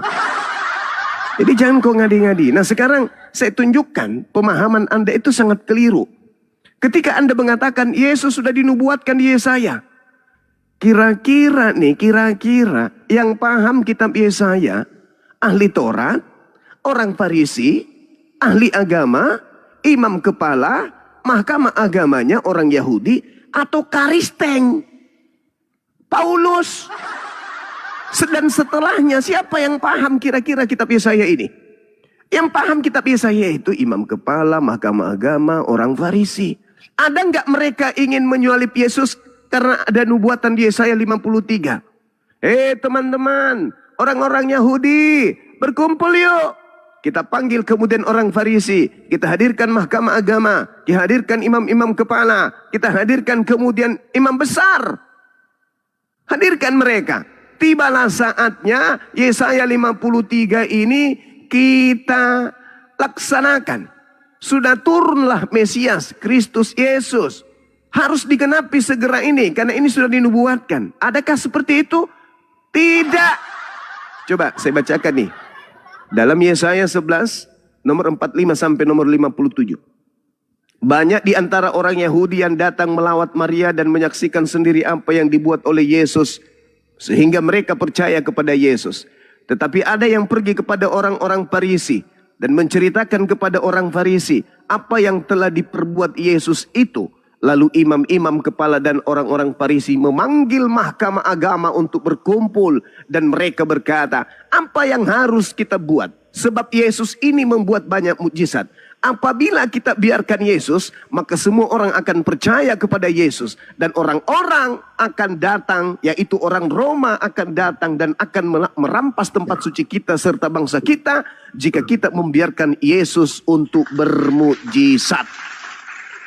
Tetapi seorang di antara mereka, yaitu Kayafas. Siapa Kayafas ini? Imam besar, ahli kitab Yesaya, Cahayu. Ahli, neneknya kitab Yesaya. Orang Farisi itu dengkotnya pemahaman mereka tentang kitab Yesaya. Berkumpul, apa katanya? Kalian itu tidak tahu apa-apa. Ini imam kepala loh, bukan pendeta, bukan lulusan STT. Ini ahli kitab. Imam tertinggi pada tahun itu berkata, kamu tidak tahu apa-apa. Dan kamu tidak insaf. Apa jawab dia? Lebih berguna bagi kalian wahai Bani Israel. Jika satu orang mati yaitu Yesus. Untuk siapa? Untuk bangsa kita. Daripada seluruh bangsa kita ini binasa. Karena dirampas penjajah Romawi. Paham ya? Imam kepala kemudian mengatakan lebih baik Yesus mati untuk membebaskan bangsa Israel dari mana? Dari dosa Adam. Pret. Dari penjajahan Romawi. Kuclu. Hal itu dikatakan Imam Kayafas bukan dari dirinya sendiri. Tetapi sebagai imam besar pada tahun itu, Kayafas bernubuat. Nah itu baru ada nubuat untuk Yesus. Jangan kau jilat-jilat Yesaya 53. Nanti kau diludahin sama Yahudi. Di situ baru imam kepala yang harus kau sujud penghormat kepadanya. Karena sudah menubuatkan Yesus kalian itu pada tahun itu juga. Tetapi ada tetapinya. Nubuatannya bukan untuk nebus dosa, tetapi untuk membebaskan bangsa Yahudi, bangsa Israel dari penjajahan Romawi. Maka tahun itu juga Kayafas imam tertinggi bernubuat. Apa bahasa nubuatannya? Dengarkan, pasang kuping. Yesus akan mati untuk bangsa Israel. Tuh, nubuatannya tuh. Maka mulai saat itu, nomor 53, mereka sepakat membunuh Yesus. Yang hadir imam kepala, yang hadir orang Farisi, yang hadir orang Yahudi, yang hadir mahkamah agama, yang hadir imam kepala, imam tertinggi, bernubuat Yesus harus mati untuk membebaskan bangsa Israel dari penjajahan Romawi. Jadi jangan ngarang-ngarang di hadapan umat Islam. Oh, Yesus itu sudah dibuatkan loh di kitabnya Yahudi bahwa dia harus mati menebus dosa pemburitan Kristen. Yesus itu harus mati loh untuk menebus dosa-dosa Kristen, koruptor, korupsi, pembunuh, pemburu dan seterusnya. Hanya orang bahlul yang bisa kalian bodohi. Yesus itu dinubuatkan mati untuk membebaskan bangsa Israel dari perbudakan Romawi. Apa reaksi Yesus? Baca data selanjutnya. Karena Yesus tidak tampil lagi di muka umum pada saat itu di tengah-tengah orang Yahudi, Yesusnya berangkat di sebuah daerah di padang gurun di sebuah kota yang bernama Efraim, dan di situ Yesus tinggal bersama dengan murid-muridnya. Pada waktu itu pada hari Paskah, orang Yahudi sudah dekat dan banyak orang yang datang di negeri berangkat ke Yerusalem untuk mensucikan diri sebelum Paskah itu. Mereka mencari Yesus dan sambil berdiri di dalam bait suci Elohim, mereka berkata dari seorang ke seorang, bagaimana pendapatmu? Akankah datang Yesus ini ke pesta? Sementara itu imam-imam kepala dan orang-orang Farisi telah memberikan perintah supaya setiap orang yang mengetahui di mana kedudukan Yesus, di mana Yesus sembunyi, dia berada di mana, agar memberitahukan kepada imam-imam kepala agar mereka dapat menangkap Yesus. Imam kepala, mahkamah agama, orang Farisi, ahli Taurat hadir di situ, sepakat ingin menangkap Yesus. Untuk apa kawan-kawan? Untuk apa? Untuk apa? Untuk dibunuh agar menghapuskan dosa-dosanya orang Kristen. Pret! Memalukan. Orang Yahudi sepakat ingin membunuh Yesus hanya karena satu alasan. Bukan karena Adam dibawa-bawa. Jadi kalau ada ajaran yang memfitnah Adam mewariskan dosa.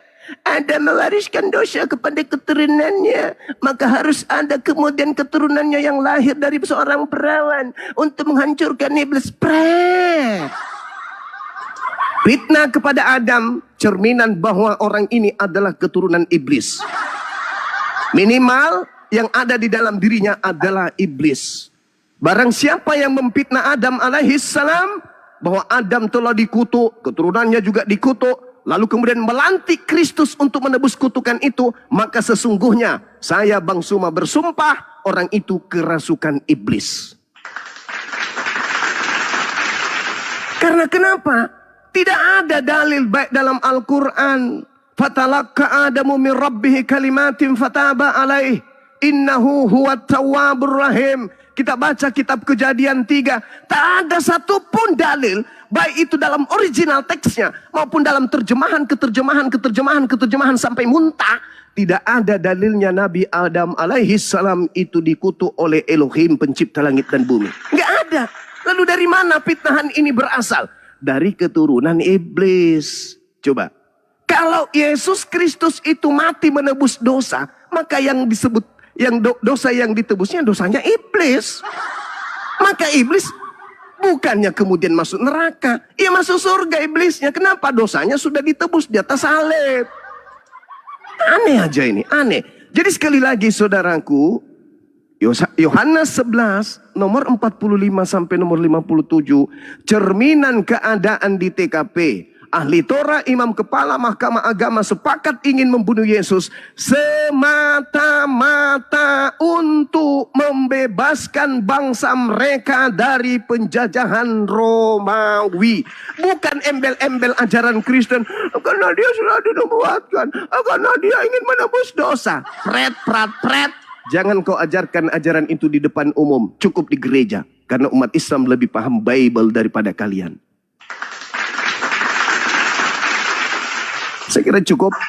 Kalau waras silakan Anda kemudian berpikir dengan sehat bahwa ternyata gereja hanya mencocokologikan kemudian dalil-dalil di kitabnya Yahudi agar dicocokkan dengan penebusan dosa, sementara keadaan yang hadir di situ tak ada lagi jabatan ilmu yang tertinggi dibandingkan imam kepala, mahkamah agama, imam-imam, kemudian orang Farisi tidak pernah membawa data Yesaya, baik itu Yesaya 53, Yesaya 17, atau Mazmur 22, untuk kemudian mengatakan itu untuk Yesus. Maka dia harus mati, lalu bangkit dari kubur untuk menebuskan dosa-dosa Roma dan Yunani. Itu enggak ada.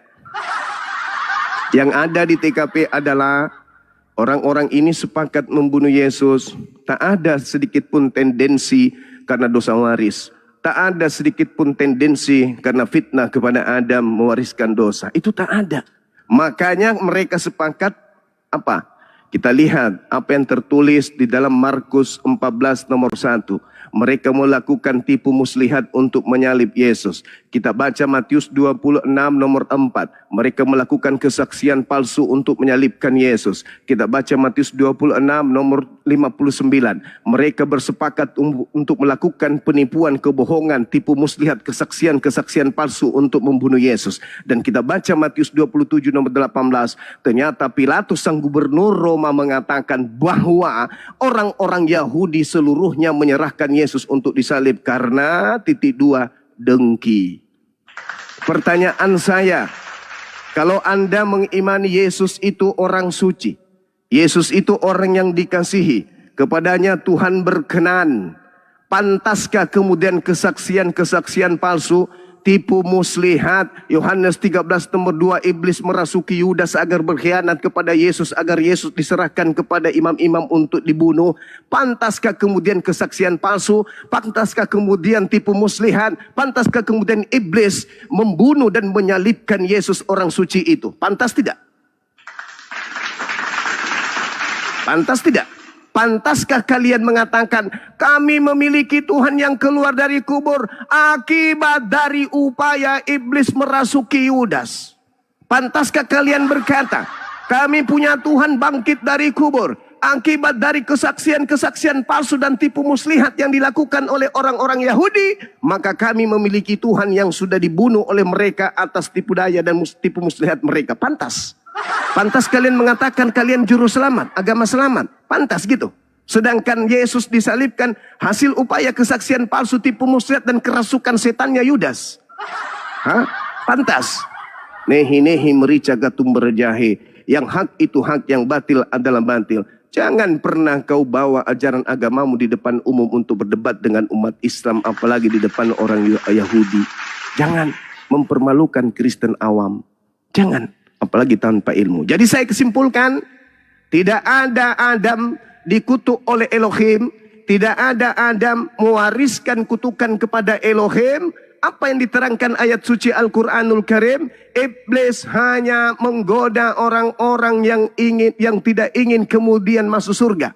Kata Al-Quran, kala bi izzatika la uqwiyannahum ajma'in. Aku iblis akan menyesatkan seluruh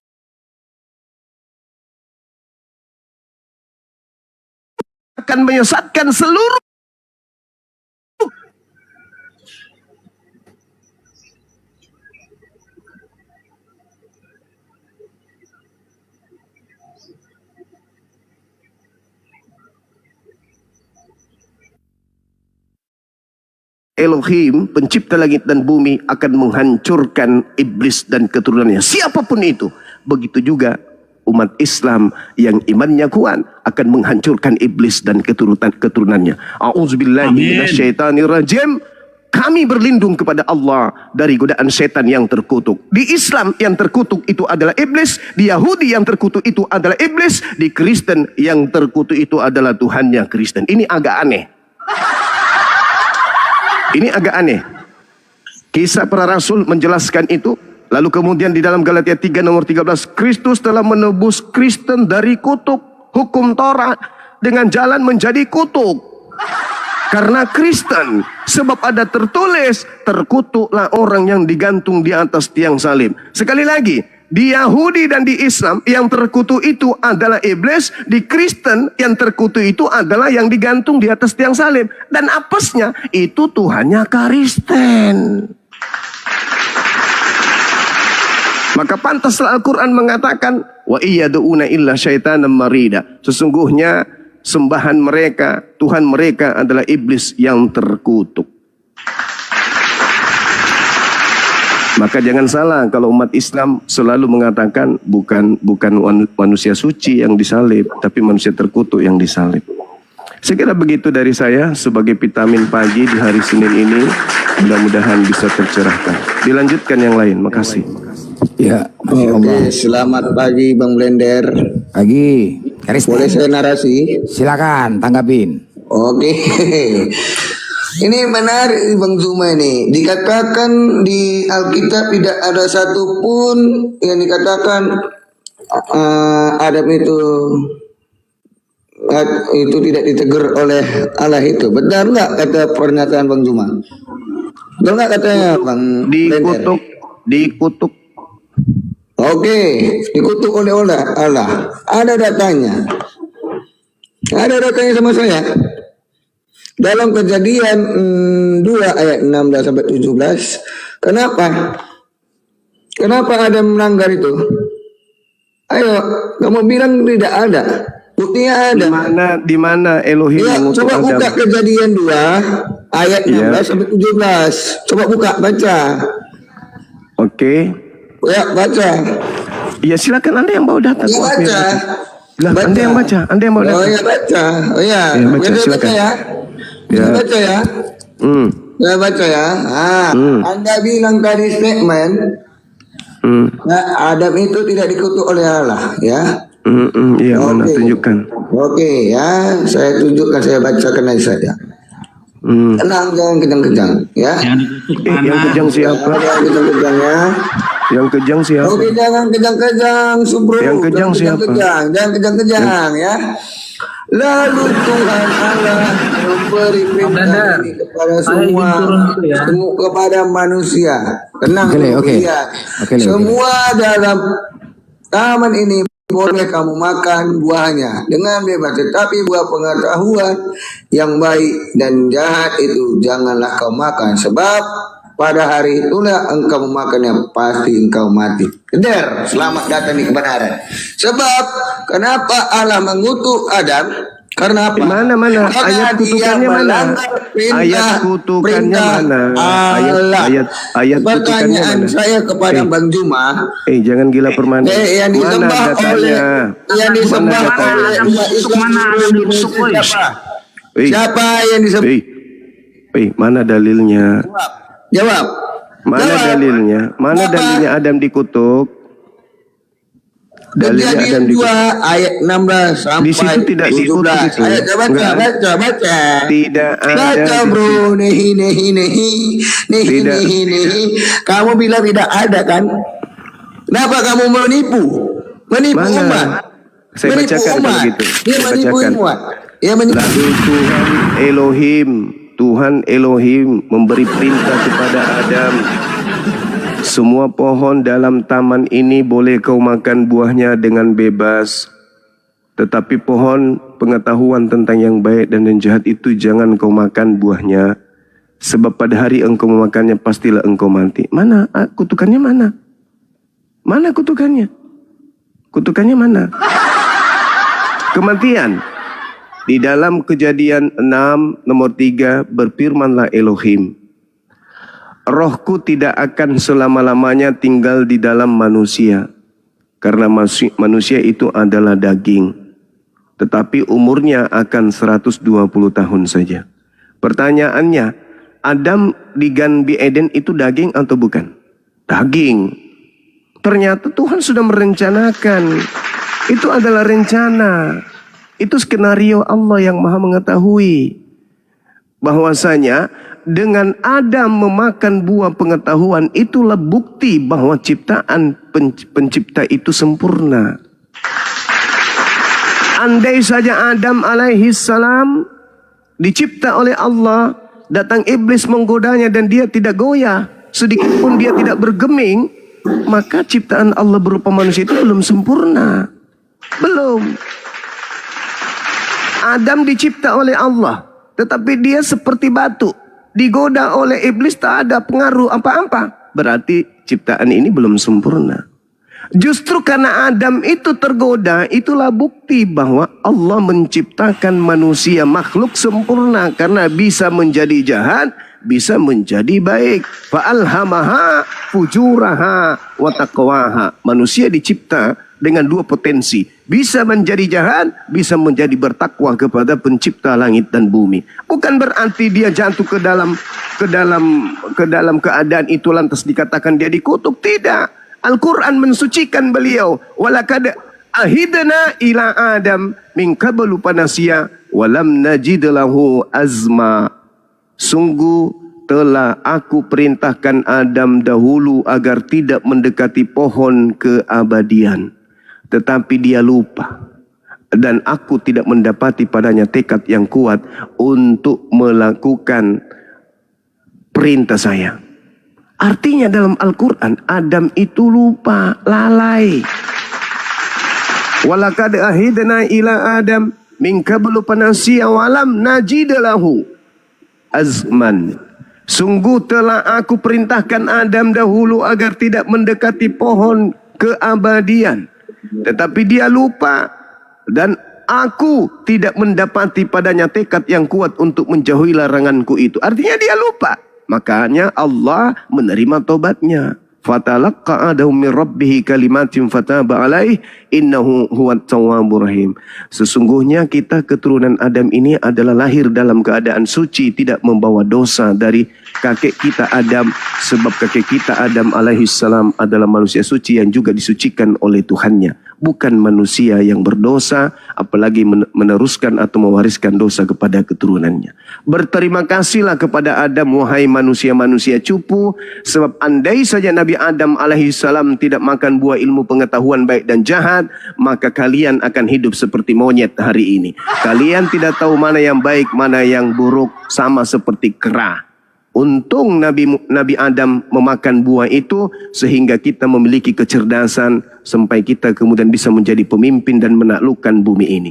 Andai saja Adam diperintahkan, baiklah kita menciptakan manusia serupa dengan gambar kami.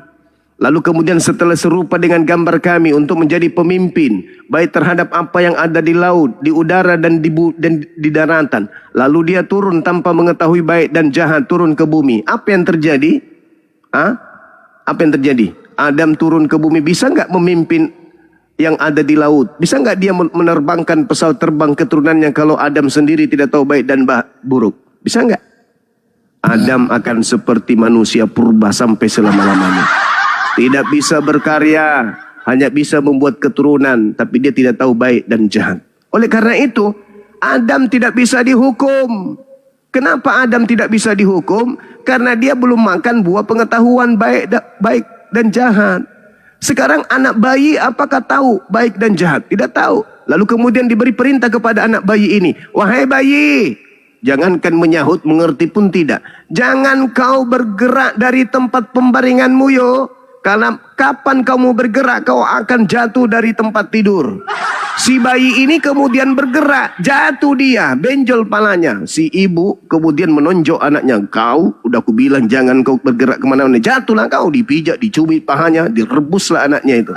Berarti ibunya gila. Dia memerintahkan satu perintah kepada bayi yang belum tahu baik dan buruk. Berarti gila dia.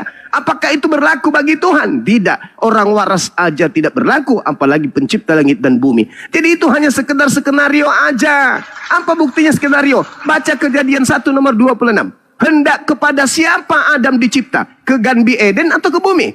Baiklah kami menciptakan Adam. Untuk mengisi apa? Eden atau bumi? Untuk mengisi bumi. Berarti apa yang terjadi di Ganbi Eden itu cuma skenario Allah. Allah yang maha tahu, pencipta langit dan bumi, itu rahasianya jauh di atas pengetahuan kita manusia.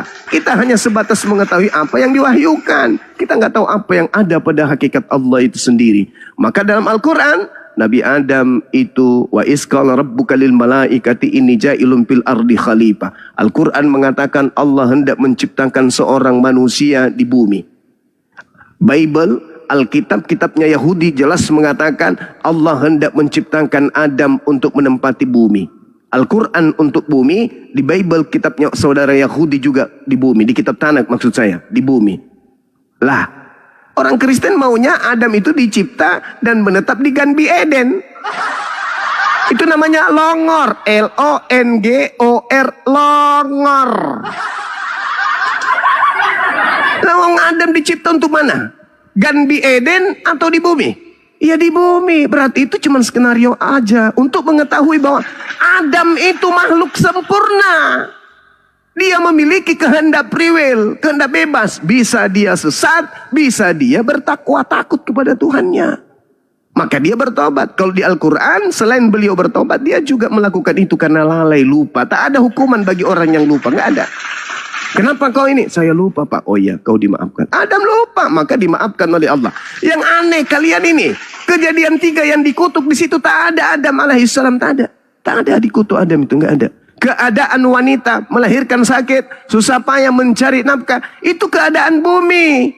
Bukan keadaan yang Tuhan canangkan untuk Adam alaihissalam, enggak. Itu keadaan karena memang hidup di bumi. Bumi itu seperti itu karena sifatnya sementara.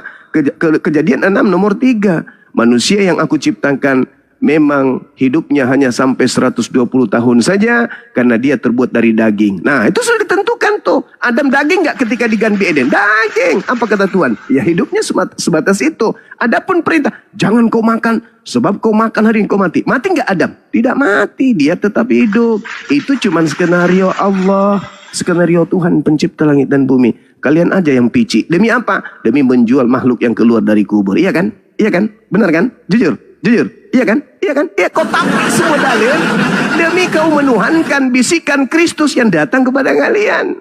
Demi untuk menuhankan makhluk yang keluar dari kubur, kalian mematahkan semua argumentasi Bible padahal itu sudah bahasa Indonesia loh. Iya kan? Benar kan? Iya toh? Iya kan? Benar kan? Iya, jelas itu. Nah, begitu saudaraku Kristen, agar coba belajar lagi sedikit demi sedikit agar kalian bisa menuju kepada kebenaran. Silakan. Ya. Iya kan? Benar kan? Benar. Iya toh? Ah, benar. Mantap. Mantap. Yes, alright. Yay. Yes. Yes. Oke, Kosmos. Ya, Kosmos. Anda mau nanggapin Kosmos? Kosmos? Kosmos? Nggak mau nanggapin? Woi. Mati kok, mati kena tembak kok. Saya dari tadi saya berargumen di sini yang kutatap itu Marcona. Aku pikir Marcona ini Oten.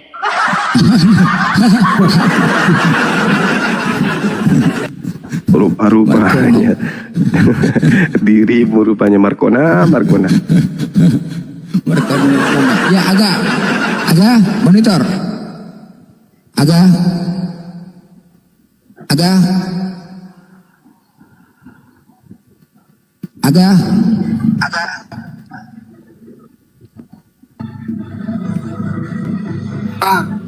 Mungkin Salam, ya, salam dua mungkin rob, dari Bang Suma, salam dua rob Bang Suma. Oh, Bukan cuma 2 rob Bang, banyak rob itu banyak. Aku mau tanya Bang Suma. sabar Bang. Kalau bisa diskusi agak menjauh Bang, suara musiknya terdengar Bang. Bang Erik, agak jauh Rob dulu, itu Bang. banyak Bang Erik, Tapi Rabbus samawati wal ar itu cuma satu. Pencipta langit dan bumi itu cuma satu. Kalau Rob lain banyak, tuan-tuan lain banyak. Saya juga Rob di sini di wisataku. Saya Rob di sini, saya pemimpin. Di wisata ini anak-anakku, staf-stafku semua, saya pimpinannya, saya Robnya. Baik. Tapi berbicara mengenai pencipta langit dan bumi Baik, itu Bang cuma Suma, aku satu. mau tanya. Rabbus samawati wal ardh. Itu saudara. Paulus itu juga Rob. Aku Kalian itu Ya, ya, merobkan baik. Paulus Itu nggak karena apa-apa. kalian Itu mengikuti terserah. perintah Kalau Paulus. ngomong apa itu ya kita. Enggak, Anda membawa narasi, Aku saya mau kasih tanya, sekaligus mau dengan tanya ilmu tadi, gratis Bang tanpa Suma, perpuluhan. tentang kematian. Rob itu junjungan. Nah, apakah Aku kemudian tanya kalian soal menjadi kematian Kristen tadi ikut tentang Yesus Adam. atau ikut Paulus? Ikut Paulus, berarti Robmu adalah Paulus. Sederhana kan? Jadilah teladanku, Ya sudah, sebab itu aku ini narasimu, juga Bang. adalah Nggak Kristus. apa-apa, terserah. 1 Korintus 11 nomor 1. Enggak, sekaligus supaya saya ajarkan samamu. Rob itu artinya apa? Rob itu pimpinan, junjungan, penguasa. Di Bolangi ini, di wisata Rumah Hobbit ini saya penguasanya. Orang datang bayar masuk tiket 25.000 per hidung. Bisa iya. Saya suruh pulang meskipun dia punya duit. Siapapun Kenapa? bisa Saya beliau. Rob di sini, saya Pulang penguasa pun di sini. bisa. Tapi berbicara mengenai sembahan umat Islam itu cuma satu Robnya, yaitu Allah Azza wa Jalla. Nah, sedangkan kalau definisi Rob, Paulus itu juga Baik, Bang Rob. Suma, aku terima. Nah, kalau kau percaya kepada Paulus dan mengikuti Baik, ajarannya, baik, berarti baik. kau merobkan Paulus. Robmu adalah Paulus. Sampai situ paham? Jadi nggak usah lagi kau bawa salam dua Rob. Nggak Terserah usah. itu narasi Bang Suma seperti itu terserah. Ya memang itu Lanjutkan saja. kenyataannya memang gitu. Kutanya dulu Ya sama sudah. Rob itu Aku artinya mau apa? tanya Rob nih, itu Bang artinya Suma, apa? tentang itu Rob tadi, itu artinya kematian. apa? Kutanya dulu. Rob itu artinya apa? Ya sudah kan Bang Suma udah jelaskan tadi ya. Enggak, supaya kau paham Rob itu apa? Ya seperti tadi Bang Suma jelaskan. Iya, jadi Ya, kau sudah seperti mengakui tadi bahwa Bang Paulus Suma adalah jelaskan. Robmu. Iya, Jadi kamu sudah pemimpin mengakui kita. Paulus adalah Robmu. Ayo, kau akui Iya, enggak sejak Paulus kapan itu dia bilang Robmu? dia pemimpin? Hah?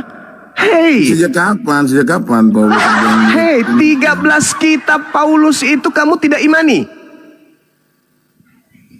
Hah? Karangan Paulus 13 kitab itu kau tidak imani? Ya, Paulus pemimpin itu di mana? Maksudnya sejak kapan? Enggak, saya tanya dulu. Yang memimpin, Sejak kapan pemimpin dia bilang dia rohani pemimpin? tertinggi. Pemimpin rohani tertinggi di Roma yang pertama kali menjadi paus itu siapa? Ketawa dia. Ketawa, Anda tahu lah, akui Bang dulu. Suma, Bang Suma Kalau itu. kau mengatakan Anda tahu kau aku sudah terlalu paham dalam kali tentang itu, kata Bang. Rob, saya tanya, apakah Oh, itu- kamu sudah akui Paulus itu Robmu? Aku bukan sainganmu, Bang. Bukan saingan Enggak, debatmu. saya mengajar. Saya enggak anggap kamu saingan. Tak ada Kristen saingan saya, pendeta, pastor enggak ada. Enggak ada. Paulus sekalipun kau hadirkan di hadapan saya akan kulumat habis. Saya hanya bertanya, apakah kamu sudah mengakui Paulus itu Robmu? Nggak ada, nggak pernah Paulus ngaku dia. Berarti itu kamu pemimpin. enggak taat kepada Paulus. Ya enggak ada, Paulus bukan pemimpin. Enggak, sekarang kau enggak Kapan taat dia ngaku kepada seorang Paulus. Kau pemimpin? taat Ya. kepada Paulus atau enggak? Hah? Emang apa perintah Paulus? Yang mengajarkan menyembah Kristus itu siapa? Yesus apa Paulus? Roma 10:9. Barang siapa yang berkata dengan mulutnya, Yesus itu Tuhannya, maka dia akan diselamatkan. Itu ajaran siapa? Itu ya di Injil ada juga kan. Itu Kalau ajaran siapa? tentang Tunggu. itu kan abang bisa tahu Roma tentang 10 itu. nomor Abang 9 tahu. nomor 10. Kalau orang Barang datang siapa untuk yang menyembah berkata dia. dengan mulutnya dan apa yang dikatakan oleh mulutnya itu dipercaya dalam hati bahwa Yesus adalah Tuhannya, maka dia akan diselamatkan. Kamu percaya nggak itu? Lah itu berarti Yesus kan, bukan Paulus. Kamu percaya nggak ucapan Paulus itu? Bahwa siapa yang berkata Yesus Tuhannya maka dia akan diselamatkan. Iya, Kau percaya nggak? Paulus ngomong tentang Yesus kan. Paulus Ya ngomong kamu percaya tentang nggak itu? Yesus, Kau Bang percaya Suma. nggak ucapan Yesus itu? Kau sendiri Paulus itu? katakan itu. Kamu Ya, percaya nggak ya, ucapan tentang Paulus Yesus, itu? Kan? Hei, kamu percaya nggak ucapan Paulus itu? Percaya. Berarti Robmu adalah Paulus. Nggak usah lanjut dulu, kau akui dulu. Benar nggak Robmu Paulus? Jawab. Loh, Paulus ngomong tentang Yesus. Jadi kewajiban saya sudah menyampaikan kepada saudara, Rob itu adalah pemimpin, junjungan, penguasa. Ingat di Islam, penguasa yang disembah, dengar. Penguasa yang disembah oleh umat Islam adalah penguasa langit dan bumi. Oke? Rabbus samawati wal ard. Rabbus samawati wal ard artinya Tuhan pencipta langit dan bumi yang kami sembah. Nah, kau mengatakan kami menuhankan Nabi Muhammad, di mana dasarnya? Boleh Bang Suma Itu ketaatan kami kepada Nabi Muhammad. Atiullah wa atiur Rasul wa ulil amri minkum. Kalau Anda menuduh kami sebagai orang yang menyembah Nabi Muhammad, maka you juga harus mengakui kamu menyembah Paulus. Gimana? Setuju? Bukan menuduh, orang cuma salah. Bukan menuduh, cuma salah. Makanya harusnya kalau mau sapa itu yang benar sapanya begini. Halo Bang Suma, salam 2 Kristus. Karena ada 2 Kristus, Kristusnya Yahudi dan Kristusnya Romawi. Gitu loh. Ada 2 Kristus, Kristusnya Yahudi, Mesiasnya Yahudi, dan Mesiasnya Romawi Athena. Dan kau pengikutnya adalah Kristus Athena, begitu loh. Kau naik jangan 2 Rob, karena Rob itu banyak. Harusnya kau naik itu salam 2 Kristus, karena ada 2 Mesias yang berbeda. Mesiasnya Yahudi dan Mesiasnya Kristen itu 2 Mesias yang berbeda. Paham situ?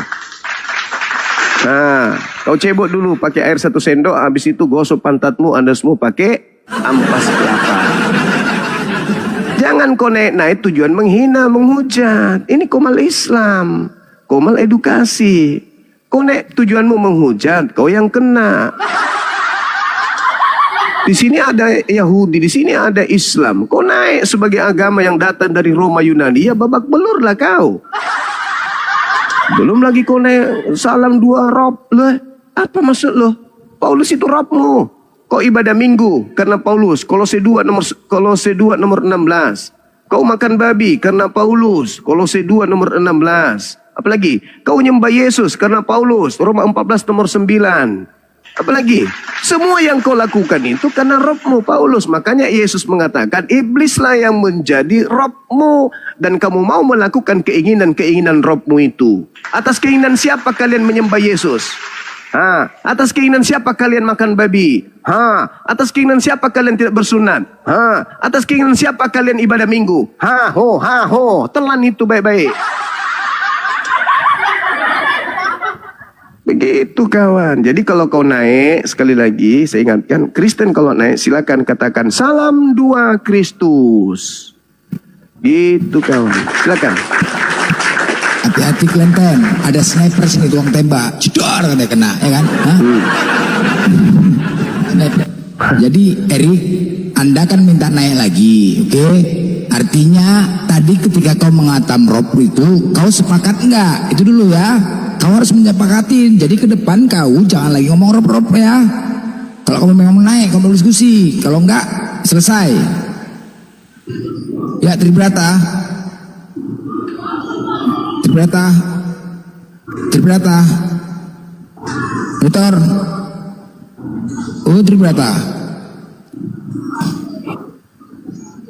Bang Hari, monitor bang. Mari. Oten naik jangan kejang-kejang lah bos. Jangan kejang-kejang di sini ya. Halo monitor. Monitor, salam Kristen bang. Alhamdulillah, assalamualaikum warahmatullahi wabarakatuh. Saya dari lahir udah muslim bang. Oh iya, izin bang ya di bawah ya bang. Ya, sama-sama bang. Iya, assalamualaikum. Ya bakso, kau jangan apa bakso, jangan ngeyel bakso ya. Bakso. Jangan ngeyel. Apa itu tadi Rob Bang Juma? Rob apa? Muhammad Robmu Juma. Nah kan mulai itulah. Ya enggak, saya nanya. Muhammad Robmu apa enggak Juma? Rob penguasa yang menguasai materi keislaman dan Al-Quran awal mula itu adalah baginda Rasulullah Muhammad SAW. Halo Robmu enggak Juma? Sedangkan Allah itu Rob sebagai pencipta langit dan bumi yang berkuasa atas langit dan bumi beserta apa yang ada di antara keduanya. Selesai bukan? Pertanyaan saya balik samamu. Paulus Robmu kan? Berapa Robmu Juma? Paulus itu Robmu kan? Jawab dulu nanti saya jawab kau. Saya sudah menjawab 2 pertanyaan. Robmu berapa? Saya 2 pertanyaan sudah kujawab. Sekarang giliranmu. Adil kita, adil. Kami mengakui atas kelemahan keilmuan kalian sehingga kalian memaksa kami harus menyatakan Nabi Muhammad itu Rob. Oke, Rob penguasa yang menguasai pengajaran Al-Quran kepada umat Islam mula-mula. Oke. Kamu menuduh kami lagi menerobkan Allah. Ya, Allah kami dudukkan sebagai pencipta langit dan bumi yang mengutus para nabi. Selesai bukan? Nah, kami minta jujur. Benarkah Paulus itu juga Robmu? Bukan Bang Zuma. Tapi kami Kristen karena mengikuti ajaran Paulus. Itu namanya dongok. Lain kali bangun tidur sikat gigi pakai kulit duren biar kau keren.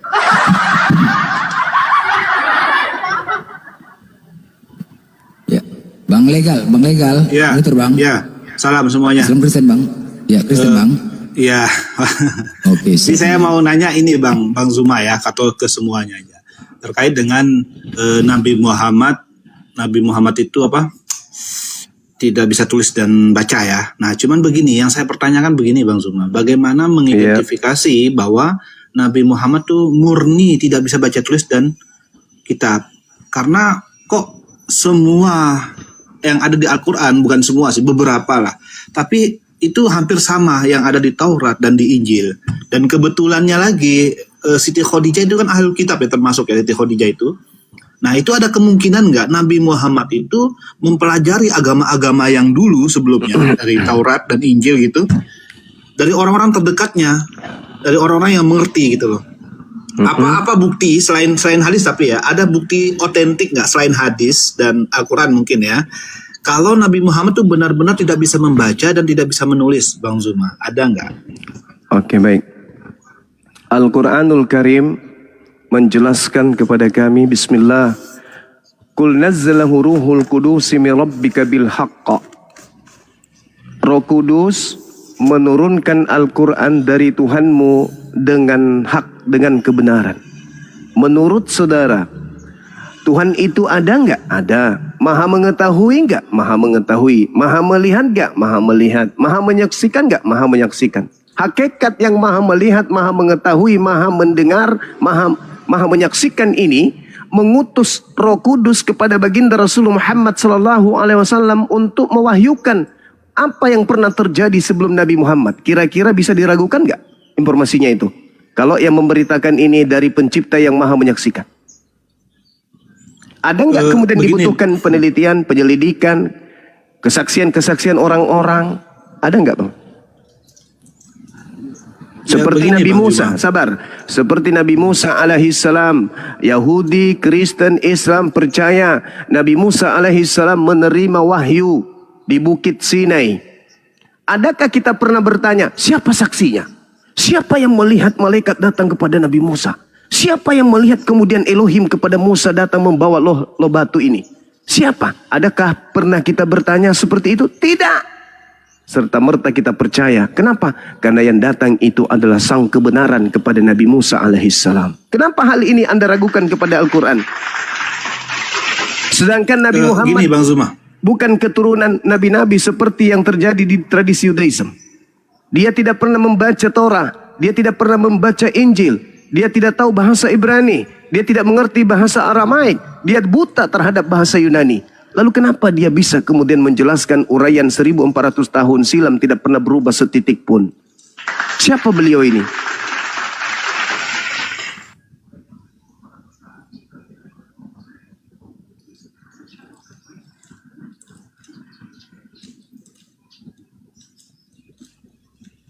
Itu Al-Quran itu menjelaskan, abangku. Jadi Nabi Muhammad SAW diceritakan dalam Al-Quran, madalla sahibukum wa ma gawa. Kawanmu Nabi Muhammad itu tidak sesat dan tidak keliru. Wa ma yantiku anil hawa. dan tidak pula terucap tentang Al-Quran dan penjelasan dari lisannya berdasarkan hawa nafsunya sendiri. In huwa illa wahyu yuha, melainkan Al-Quran itu tidak lain kecuali hanyalah wahyu yang disampaikan kepadanya. Allamahu syadidul quwa, yang diajarkan kemudian oleh Roh Kudus, malaikat Tuhan yang sangat kuat, yaitu Jibril. Dari Nabi Muhammad belajar sama siapa? Siapa yang meriwayatkan? Riwayat dari internal Islam tak ada. Nabi Muhammad belajar kepada Khadijah, belajar kepada Waraka, belajar kepada siapapun. Tak ada. Tak ada kemudian data baik dalam Islam maupun di luar Islam yang membenci Islam, yang memusuhi Islam, yang tidak suka dengan Nabi Muhammad, yang bisa kemudian bernarasi pada hari ini Nabi Muhammad kemudian datang kepada seorang Nasrani, Nasorion, atau kepada Yahudi, Yudaism untuk belajar tentang Torah. Mana dalilnya? Mana cerita itu? Narasi itu bisa kami dapatkan di mana? Enggak ada. In huwa illa wahyu yuha. Al-Quran yang datang kepadanya itu tak lain dan tak bukan adalah wahyu dari Allah melalui malaikat yang sangat kuat. Allamahu syadidul quwa. Nabi Muhammad itu buta huruf. Dia tidak pernah membaca kitab sebelumnya. Al-Quran surah Al-Ankabut ayat 48. Itu sangat jelas dikatakan bahwasanya Nabi Muhammad tidak pernah membaca kitab sebelumnya. Tak pernah. Wa ma kunta tatslu min qablihi min kitab wala tahuttu biyaminika izal lartaba mubtilun. Itu jelas itu. Engkau wahai Nabi Muhammad tidak pernah membaca sebuah kitab pun sebelum Al-Quran dan tidak pernah menuliskan sebuah kitab pun dengan tanganmu. Sekiranya engkau membaca atau pernah menulis, niscaya orang-orang yang mengingkari, yang ragu padamu akan semakin ragu bahwa apa yang kau bawa Al-Quran itu berasal dari pencipta langit dan bumi. Sekarang siapa yang bisa membuktikan di atas muka bumi ini Nabi Muhammad pernah belajar kepada orang Yahudi tentang Torah? Tunjukkan satu dalil, tunjukkan satu sumber. Saya ingin belajar. Tidak ada. Begitu juga Nabi Musa. Tunjukkan satu dalil di mana Nabi Musa pernah belajar kepada orang-orang sebelum Nabi Musa terkait dengan Nabi Abraham. Ada? Tidak ada. Nabi Musa seketika itu datang wahyu kepadanya, lalu kemudian disampaikan kepada umatnya. Itu. Begitulah keadaan Nabi Muhammad. Beliau tidak tahu menahu. Bahkan dia bingung, apa ini yang datang kepada aku? Pemberitaan apa ini? Ragu awalnya. Akhirnya dia diyakinkan oleh Allah. Tanya kepada orang-orang yang pernah membaca kitab sebelummu, wahai Nabi Muhammad. Kalau engkau ragu akan apa yang kami wahyukan kepadamu ini. Tanya. Kalau kau ragu tentang seseorang yang kami sebutkan dalam kitab yang kami wahyukan kepadamu, yaitu Adam, Abraham, Ibrahim, Ismail, Ishak, Yakub, tanya kepada orang-orang yang pernah membaca kitab sebelummu. Mereka akan mengatakan apa yang datang kepadamu juga pernah datang kepada mereka. Kalau kau ragu, tanya. Tapi Nabi Muhammad gak ragu. Nabi Muhammad cuma bingung saja. Lama-lama dia yakin, maka beliau mengajarkan tentang Tuhan yang benar selama 13 tahun kepada penganut ajaran paganisme yang sudah mendarah daging turun-temurun. Apa yang terjadi? Mereka menanggalkan kejahiliannya menuju kepada peradaban, menyembah kepada pencipta langit dan bumi yang datang kepada para nabi. Itu. Ada nggak kemudian orang bisa membuktikan Nabi Muhammad pernah belajar kepada seseorang? Tak ada. Nah, bagaimana dengan Al-Quran yang kemudian mirip? Isinya mirip. Sama seperti apa yang tertuang di dalam kitabnya saudara kita Yahudi. Ada mirip-miripnya. Kenapa bisa? Karena Al-Quran mengatakan bahwa Nabi Muhammad SAW itu menerima pemberitaan dari Allah dengan Allah menyatakan bahwasanya apa yang datang kepadamu aku sampaikan dalam bahasa Arab itu dulu pernah datang kepada Nabi Musa alaihissalam. Al-Quran surah Al-Ahqaf ayat 12. Wa min qablihi kitabu Musa imama wa rahma wa hadza kitabun musaddiqul lisanan arabiyya liyunziral ladina zalamu wa busyra lil muhsinin. Sebelum Al-Quran yang aku wahyukan ini, wahai Nabiku Muhammad, kepadamu, telah lebih dulu datang sebuah kitab ketetapan kepada Nabi Musa alaihissalam berupa Torah, sebagai imam, sebagai petunjuk, sebagai anutan dan rahmat kepada Bani Israel. Dan Al-Quran ini aku wahyukan kepadamu sebagai kitab yang membenarkan kitab-kitab sebelum Al-Quran, yang datang dalam berbahasa Arab untuk memberi peringatan kepada orang-orang yang zalim dan memberi kabar gembira kepada orang-orang yang muhsin. Jadi Al-Quran itu datang seketika menceritakan tentang Torah dalam bahasa Arab. Nabi Muhammad gak ngerti Torah, tapi karena itu wahyu, dia terima lalu diajarkan kepada umat manusia. Itu Bung, Nabi Muhammad. Andai saja Nabi Muhammad melakukan penelitian, apa yang terjadi? Maka Al-Quran akan selalu dikoreksi, direvisi, evolusi, terjadi koreksi sana sini, tambal sulam seperti layaknya Bible. Tapi karena Nabi Muhammad menerima wahyu dari pencipta langit dan bumi yang maha benar, maka mustahil ada isi dari pernyataan yang maha benar itu menjadi keliru. Pasti benar. Berbeda dengan Bible, direvisi, dikoreksi. Tahun ini direvisi lagi, tahun depan direvisi. Kenapa? Karena itu bukan firman Tuhan. Itu hasil penyelidikan orang terhadap kesaksian-kesaksian orang, di mana kesaksian orang ini menceritakan tentang peristiwa-peristiwa yang akuratnya tidak kita tahu, benarnya juga kita tidak tahu. Itu bersyukurlah kalian ada umat Islam mau membahas Bible, karena sebenarnya Bible itu bukan firman Tuhan.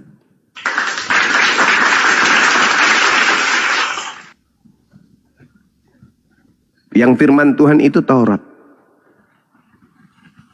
Kalau perjanjian lama di Kristen itu bukan firman Tuhan.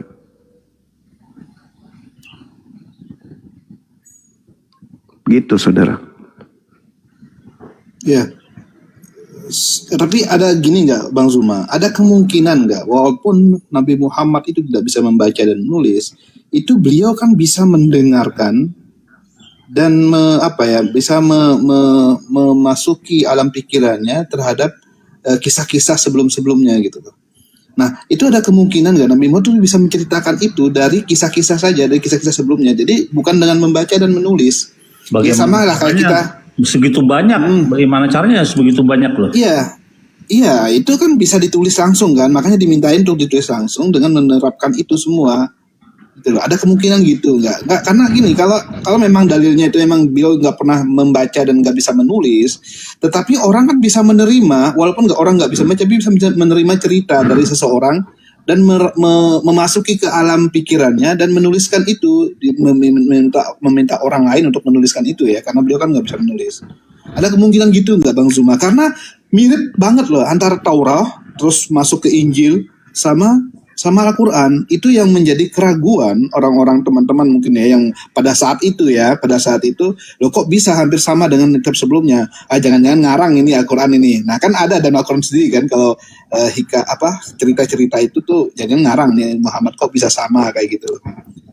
Jadi begini saudara, sifat yang dibawa oleh Quran itu bukan berdiri sendiri memang. Makanya Al-Quran mengatakan Qulu amanna billah wa unsila ilaina wa ma unsila ila Ibrahim wa Ismail wa Ishaqa wa Yaqub wal asbati wa ma utiya Musa wa Isa wa ma utiya nabiyyuna min rabbihim la nufarriqu baina ahadim minhum wa nahnu lahu muslimun. Al-Quran sudah menarasikan itu, bahwa Nabi Muhammad diperintahkan beriman kepada Allah, beriman kepada apa yang diwahyukan kepada Nabi Ibrahim, Ismail, Isa, Yakub dan keturunannya.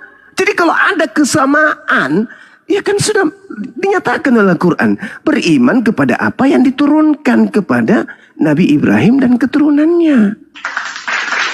Justru aneh kalau Al-Quran menyatakan beriman kepada apa yang diturunkan oleh Tuhan pencipta dan bumi kepada Nabi Ibrahim dan keturunannya, kemudian bertentangan. Itu aneh. Kalau dia sama, berarti itu sudah betul Al-Quran itu. Ternyata yang kemudian diterima oleh Nabi Muhammad itu adalah hal yang sama perintahnya kepada apa yang diperintahkan kepada Nabi Ibrahim alaihissalam dan juga keturunannya. Itu justru harusnya Anda itu meyakini dan mengimani. Kenapa? Karena ada kesamaan. Itu loh. Dari mana Nabi Muhammad kemudian mendapatkan ilmu tersebut? Anda mengatakan ya mungkin dia pernah mendengarkan. Mungkin dia pernah mendengarkan, mungkin dia pernah membaca. Lalu dia menarasikan kembali kepada sahabatnya. Itu tidak sesederhana itu kawan. 1400 tahun silam. Anda bisa bayangkan, coba mindset kebiasaan berpikir kita kembalikan hidup di zaman 1400 tahun silam. Kira-kira keadaannya padang gurun itu kayak mana? Situasi pergolakan pada saat itu kayak mana?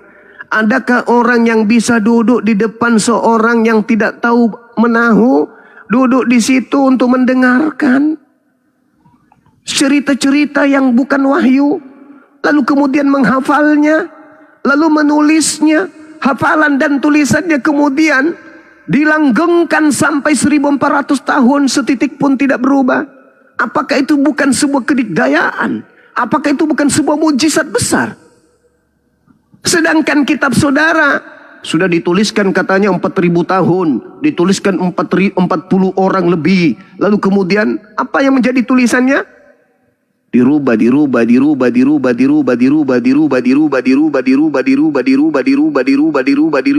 Toh ujungnya Anda percaya itu firman Tuhan, bukan?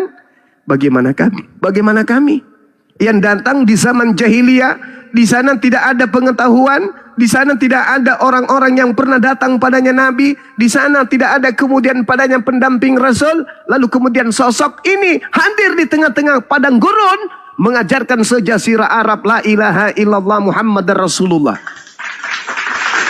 Dengan kaidah Quran, apa yang disampaikan oleh Quran, itu yang dihafalkan. Apa yang dihafalkan, itu yang dituliskan. Apa yang dihafalkan dan dituliskan, itu diwariskan kepada seluruh manusia. Dan tidak pernah terganti, dan tidak ada keraguan di dalamnya. Tapi bukan sesederhana itu. Apa yang Tuhan torehkan di dalam Al-Quran, tidak bisa digerus oleh perkembangan zaman. Secanggih apapun ilmu pengetahuan, sehebat apapun para ilmuwan melakukan temuan, Al-Quran tidak pernah goyah untuk dikalahkan. Apa yang diuraikan, apa yang disampaikan, apa yang ditemukan, apa pencapaian manusia di atas muka bumi ini, lebih dulu 1400 tahun Nabi Muhammad yang tidak tahu menahu tentang kitab terdahulu itu sudah menguraikannya. Artinya bukan Nabi Muhammadnya yang hebat, tetapi yang mewahyukannya itu yang hebat. Makanya dikatakan qul nazzalahu ruhul qudusi min rabbika bil haqq. Apa yang datang kepada Nabi Muhammad berasal dari Roh Kudus yang datang dari Sang Yang Maha Benar. Maka apa yang dilisankan Nabi Muhammad adalah lisannya yang maha benar.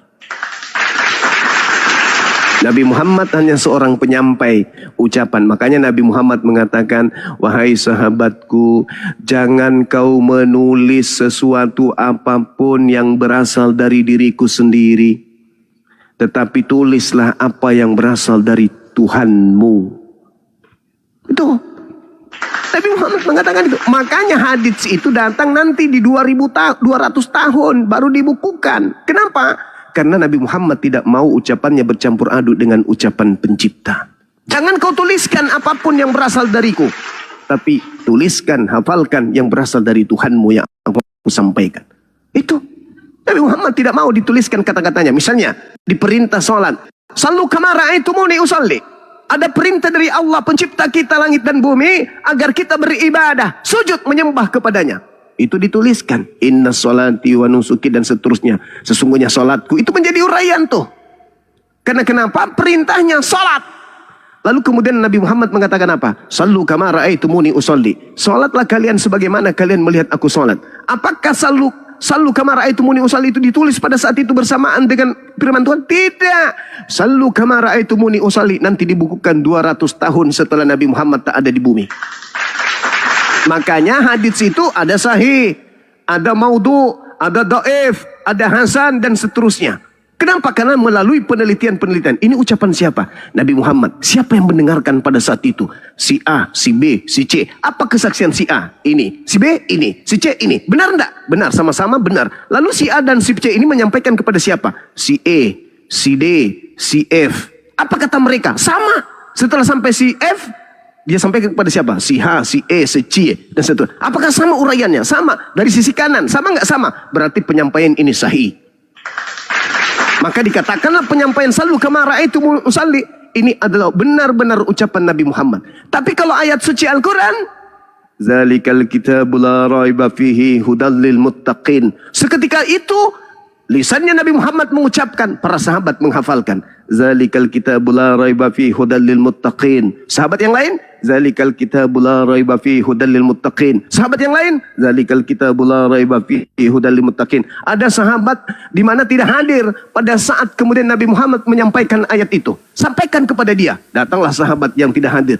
Ayo hafalkan ayat ini. Oh, ada ayat yang diterima oleh Nabi kita, ada. Apa bunyinya? Zalikal kitabul la raiba fihi hudal lil muttaqin. Maka terurai alif lam mim. Zalikal kitabul la raiba fihi hudal lil muttaqin. Alladzina yu'minuna bil ghaibi wa yuqimuna as-salah wa mimma razaqnahum yunfiqun. Walladzina yu'minuna bima unzila ilaika wa ma unzila min qablik wa bil akhirati hum yuqinun. Bacaan ini dilantunkan dari 1400 tahun silam, dari gurun ke gurun, dari desa ke desa, dari kota ke kota. Bacaannya tetap sama. Kenapa? Karena itu kalam Allah yang harus terjaga sampai hari kiamat. Tidak boleh dirubah. Maka kami senantiasa disertai oleh Nabi Muhammad. Kata siapa Nabi Muhammad itu sudah meninggal? Enggak. Nabi Muhammad itu masih hidup di dalam diri umat Islam. Kenapa? Ucapan beliau, Iqra bismi rabbikal ladzi khalaq. Itu lantunan dari lisan mereka, beliau. Dan kami umat Islam mereka masih mendengarkan lantunan itu. Iqra bismi rabbikal ladzi khalaq. Sekarang kalau saya tanya, ada Yesus berserta kalian? Ada, Bang. Coba, lisan pertama Yesus sampaikan terkait wahyu yang diterima dari Bapa itu apa? Bingung. Yesus sudah pasti menggunakan bahasa Aram. Yesus melontarkan firman yang diterima dari Tuhannya tentu menggunakan bahasa kaumnya, bahasa Aram. Yesus menyampaikan apa di wahyu pertama? Entel heng elheng ente. Tak ada yang tahu, terserah ente aja. Yang muncul di kita bahasa Indonesia. Apakah Yesus menggunakan bahasa Indonesia? Enggak. Bahasa Yunani Slimang. Apakah Yesus menggunakan bahasa Yunani? Tidak. Berarti Nabi Muhammad lah yang menyertai umatnya sampai hari kiamat. Ketika ia datang yaitu roh penghibur, dia akan menyertai engkau selama-lamanya. Aku rindu kepada nabiku. Dulu nabiku pernah mengajar di sudut kota Madinah. Apa yang diajarkan kepada orang-orang yang ada di Madinah? Wow, jelas. Innamal mu'minuna alladzina idza dzukirallahu wajilat qulubuhum. Wa idza tuliyat 'alaihim ayatuhu zadatuhum imana wa 'ala rabbihim yatawakkalun. Suara ini pernah disuarakan oleh pita suara nabiku Nabi Muhammad. Ayat ini pernah dilontarkan ketukannya, nadanya, iramanya, ritmenya, gelombangnya, semua sama yang dilantunkan oleh lisan nabiku Nabi Muhammad. Jadi ketika kemudian kami rindu kepada beliau, kami cukup mendengarkan Al-Quran, maka kami sedang mendengarkan beliau membacakan Al-Quran. Ketika kalian rindu kepada Yesus, apa yang kalian lakukan? Halilintar, menatap salib yang ada di dinding. Iya kan? Nah, apakah betul itu bentuknya Yesus? Tidak. Tapi kalau Nabi Muhammad menyertai kami kapanpun kami berada. Saya nyetir nih, nyetir. Apa yang terjadi? Mathaluhum kamathalil ladzi. Aku bacalah ayat-ayat. Oh, ini lantunan bacaan nabiku Nabi Muhammad. Subhanallah. Kenapa umat Islam itu kuat dalam beragama? Ya karena itu. Mereka bersama dengan nabinya. Mereka bersama dengan Tuhannya. Kalau kalian, Tuhan kalian sudah jauh, udah di langit sana, duduk di sebelah kanan Tuhan yang lain. Kalian sudah ditinggal sama Tuhan kalian. Kalau kami enggak. Kalian masuk ke kubur, Tuhan kalian enggak ada dalam kubur. Kami masuk ke dalam kubur, Nabi kami masuk dalam kubur, sama dengan umatnya. Jadi Tuhan umatnya itu merasa selalu dibersamai. Ketika di bumi bersama dengan umatnya, di alam barzakh, di alam kubur bersama dengan umatnya. Ada Tuhan ditinggalkan umatnya lari ke surga dia. Umatnya di tanah, hancur di tanah dimakan ulat, dianya enak duduk di atas. Mungkin sambil ngopi juga. Saya kira begitu saudaraku. Jadi umat Islam itu jelas qulu amanna billah wa ma unzila ilaina wa ma unzila ila Ibrahim. Jadi apa yang diwahyukan kepada Nabi Ibrahim kami imani. Kepada Nabi Ismail, Nabi Ishak, Nabi Yakub kami imani. Apa yang datang kepada keturunan para nabi kami imani. Apa yang datang kepada Nabi Musa kami imani. Legah kami dalam beragama itu, legah. Gak ada beban. Kalau kalian, Yesus mengatakan, hidup kekal itu apa anak-anak? Mengenal Elohim, satu-satunya Tuhan yang benar. Tepuk tangan. Lalu mengenal Yesus yang diutus oleh Tuhan yang benar. Nah, ditanya oleh orang Kristen, hari Minggu kalian menyembah siapa di gereja? Menyembah Yesus. Berarti kalian tidak mengenal Yesus. Yesus itu untuk memperoleh hidup yang kekal harus dikenal sebagai utusan, bukan sebagai pengutus. Begitu saudaraku, sederhana kok kalau mau waras itu. Silakan, masih ada lagi? Mantap, mantap. Kelas ya. Mantap bro. Ya, kelas Nabi kita ya, kelas ya, beda level ya. Oh iya sana dong. ya, beda level ya. Kelas ya. Kelas. Ya, Kelas. Allahumma sholli wa sallim ala sayyidina Muhammad. Kelas Allahumma lah. sholli ala Bahkan sayyidina Muhammad. makamnya saja pun masih dikawal dan dijaga sampai sekarang. Masya Allah, keren kan? Nah, itu dia. Kelas lah, beda sama sebelah. Entah di mana kuburnya, salibnya, entah di mana pening aku, ya kan? Hah? Bang Markona. Bang Markona satu lagi, Bang. Satu Ya. lagi, satu aja. Ya, Satu ya, lagi. ya, ya. Ke Bang Zuma dan juga yang lain. Nah, itu beberapa komal yang pernah saya datangi gitu. Ya, entah komal Islam lah kebanyakan itu. Itu ada dalam Injil atau Taurat, saya lupa. Itu ada tulisan, Taurat kalau nggak salah itu ya. Lupa saya. Pokoknya ada tulisan yang mengatakan bahwa ada nabi terakhir yang akan menjadi nabi penutup gitu kan. Dengan apa namanya, dengan bahasa aslinya itu mengutip apa, dengan bahasanya tulisannya itu Ahmed atau Ahmad gitu, lupa saya. Nah, dalam surat itu, entah di Injil atau Taurat ya, saya lupa itu. Apakah disebutkan juga bangsanya, Ustaz Zuma? Disebutkan nggak bangsanya? Karena menurut saya orang-orang Yahudi yang tidak menerima kenabian Nabi Muhammad itu kan karena bukan dari bangsa Yahudi sendiri kan Nabi Muhammad, tapi bangsa Arab.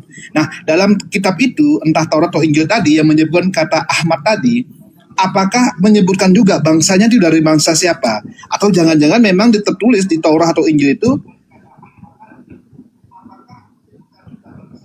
Nah, dulu gimana Bang Zuma? Iya, yang Anda maksud itu Al-Quran surah As-Saff ayat ke-6. Kenabian Nabi Muhammad. Suara saya kedengaran nggak? Oke, baik. Bismillahirrahmanirrahim. Wa isqala Isa bin Maryam ya bani Israel, inni rasulullahi ilaikum musaddiqan lima baina yadayya minat Taurah wa mubashiran bi rasuli ya'ti min ba'di ismuhu Ahmad. Falamma ja'ahum bil bayyinat qalu hadza sihrun mubin. Wahai Nabiku Muhammad, aku ingin memberitakan sebuah berita gaib kepadamu, kata Allah. Di surah Maryam itu diterangkan. Apa itu?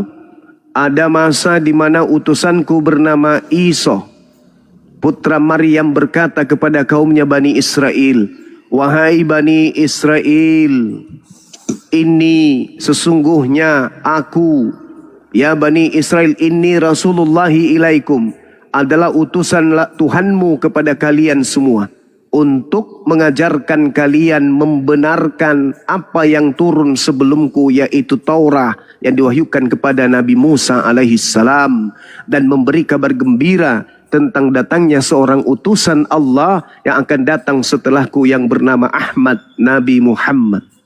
Akan tetapi ketika utusan itu datang kepada mereka dengan membawa bukti-bukti yang nyata, mereka berkata ini adalah sihir yang nyata. Di situ tidak diceritakan di dalam Al-Quran disebut sukunya, enggak. Tetapi di situ diceritakan bahwasanya yang terpuji akan datang Nabi utusan Allah setelahku gelarnya yang terpuji. Dan yang terpuji ini namanya kemudian Muhammad. Nah, lalu ketika Nabi Muhammad ini datang, itu diutus kemudian bukan hanya satu kelompok. Tidak sama seperti Nabi Musa, ila Bani Israel. Nabi Daud, ila Bani Israel. Bahkan Yesus, Matius 15:24, ila Bani Israel. Lukas 1:33, Yesus adalah raja untuk selama-lamanya bagi Bani Yakub. Tapi kerajaannya, kata Yesus, diberikan kepada bangsa lain yang akan menghasilkan buah kerajaan tersebut. Wahai perempuan, wahai ibu, ada masa di mana engkau tidak akan lagi menyembah Elohim di gunung ini dan di Yerusalem. Sebab kerajaan Elohim akan diberikan kepada satu bangsa yang akan menghasilkan buah kerajaan itu. Maka dalam konsep Islam, ketika Nabi Muhammad datang, beliau mengatakan apa? Ya ayyuhan nas, wahai seluruh manusia, ini Rasulullahi ilaikum jami'a. Aku ini adalah utusan Tuhanmu untuk kepada kalian semua. Jadi tidak terlepas dan tidak diajarkan dari suku ini, dari suku ini, itu enggak. Tidak dijelaskan itu. Bahwa dia harus berasal dari suku ini, enggak. Itu tidak dijelaskan. Tetapi Tuhan, pencipta langit dan bumi, di dalam Al-Quranul Karim, di surah Ali Imran, ayat 81, Allah sudah melakukan perjanjian agung. Apa kata Allah? Wa iz ahazallah mitsaqan nabiyyin lama ataitukum min kitab wa hikmah thumma ja'akum rasulun musaddiqul lima ma'akum latu'minunna bihi wa latansurunna qala aqrartum wa akhaztum ala dzalikum isri qalu aqrarna qala fashhadu wa ana ma'akum minasyahidin. Di ayat ini menceritakan tentang praeksistensi manusia, para nabi.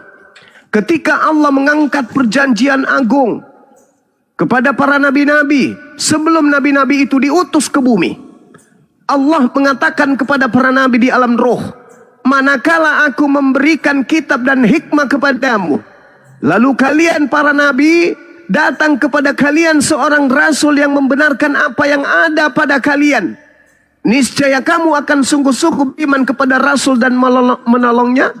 Allah berfirman kepada para nabi di alam roh, praeksistensi kemanusiaan mereka.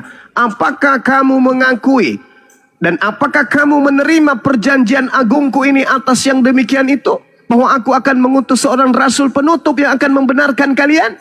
Mereka para nabi menjawab, kami mengakui, akrarna, kami berikrar dan mengakui hal itu. Maka Allah menjawab apa? Fashhadu wa ana ma'akum minasyahidin. Kalau begitu, hai para nabi, bersaksilah kamu dan aku juga menjadi saksi bersama dengan kalian. Tentang apa?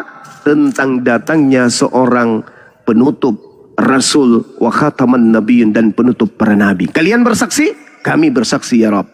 Kalian mengakui? Kami mengakui ya Rabb. Kalian tahu? Kami tahu bahwa nabi itu akan datang mensucikan nama kalian ketika kalian dirusak oleh umatmu, dirusak oleh orang lain atas nama dan kesucian ajaran yang aku datangkan kepadamu. Rasul penutup ini akan mensucikanmu kembali. Kamu bersaksi? Bersaksi. Kamu akui? Kami akui. Maka Allah mengatakan, fashhadu wa ana ma'akum minasyahidin. Kalau begitu, aku pun bersaksi tentang kebenaran ini. Maka diutuslah para nabi, diutus nabi ini, diutus nabi ini, diutus nabi ini, diutus nabi ini. Terakhir, Nabi Muhammad SAW yang sudah diceritakan di atas perjanjian agung Allah di dalam praeksistensi para nabi. Al-Quran surah Ali Imran ayat 81. Silakan.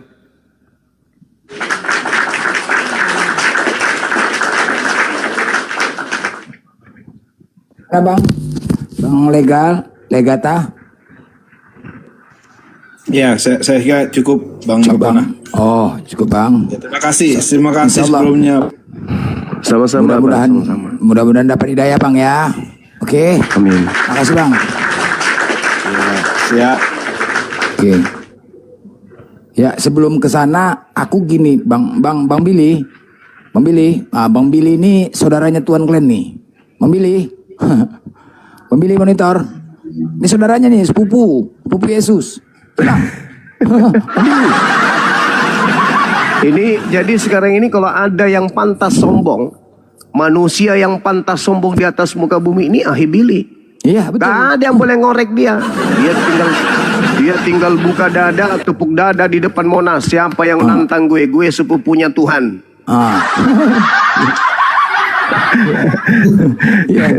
Di Ibrani kan jelas tuh dikatakan Tuhan kita berasal dari suku Yehuda, kan ada gitu. Betul. Sepupunya nih. Ya Bang Billy, dia sepupunya nih. Kalau mau naik ke atas, patuh dulu sama ini. Izin sepupu bilang, sepupu Tuhan. jadi memang abang Bang Lega Kristen apa Bang? Bang Lega, Bang monitor Bang, Kristen apa Bang?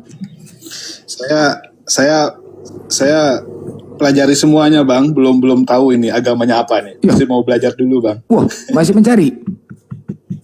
Ateis sama ateis gitu, maksudnya ateis gitu. Ya, saya percaya Tuhan, adanya Tuhan. Tetapi untuk agamanya makanya saya ingin pelajari itu Bang. Oh gitu. Itu apa itu? Ibrani itu gitu ya. Kalau Ibrani eksistensi Tuhan saya percaya, cuman ya eksistensi Tuhan saya sebab percaya. telah diketahui Tapi semua orang bahwa itu untuk Tuhan agama. Kristen berasal dari suku Yehuda. Itu Ibrani 7:14. Tapi bang, kalau abang buka kitab, abang mencari Tuhan kan berdasarkan kitab masing-masing bang, ya kan?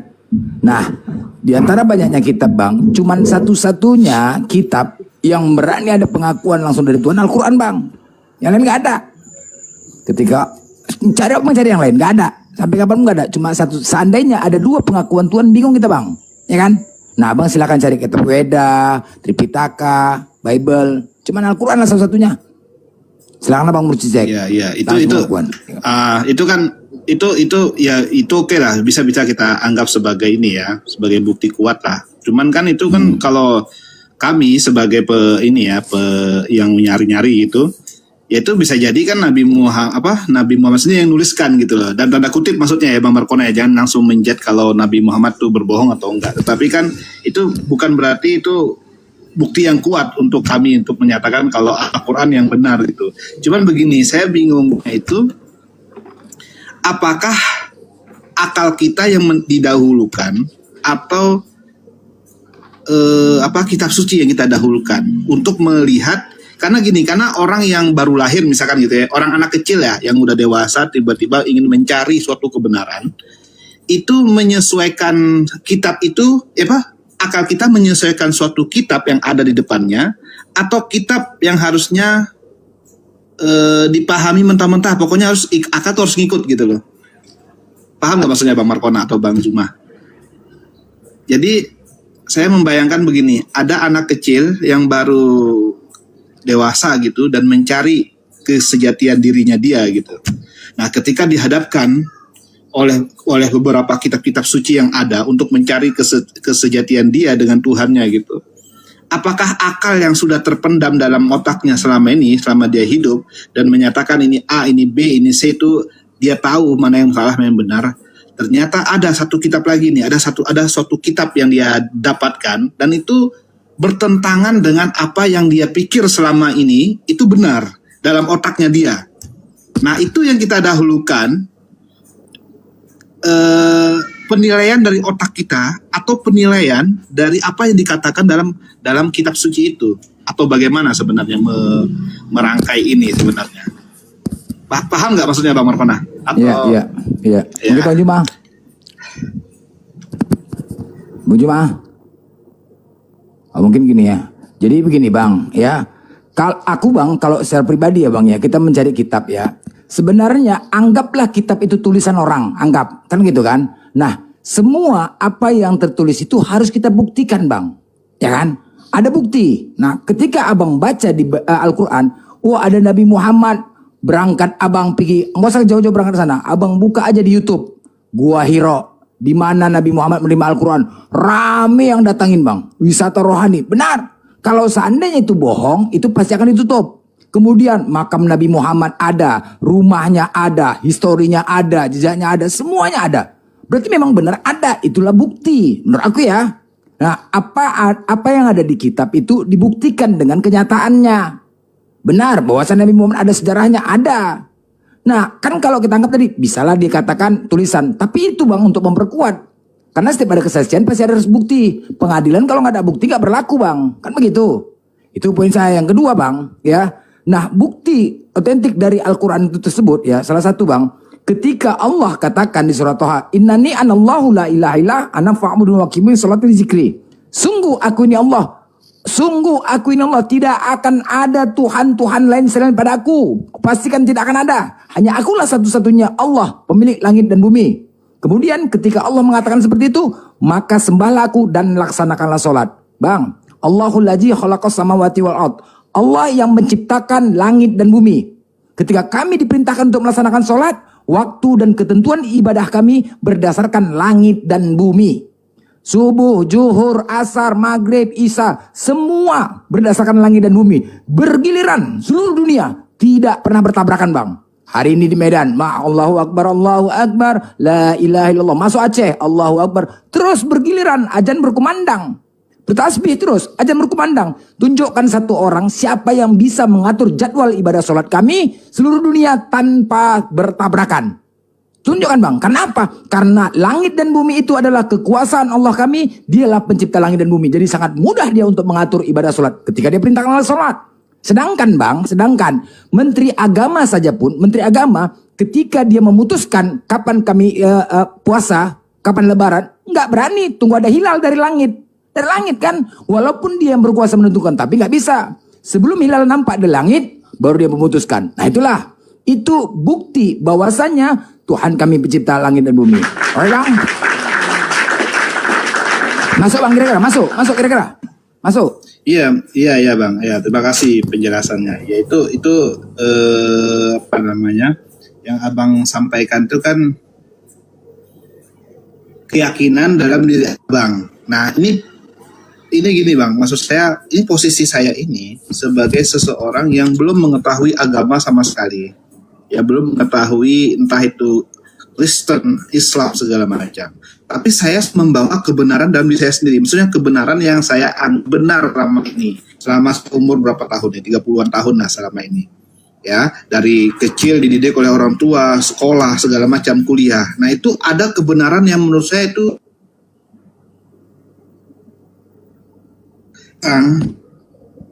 ada beberapa agama di depan saya, beberapa kitab suci. Taruhlahnya Islam ya yang paling benar gitu. Sudah kita anggap lah Islam yang paling benar, kita anggap seperti itu. Tetapi Islam itu sendiri kok misalkan nih ada yang bertentangan dengan apa yang saya anggap benar selama ini.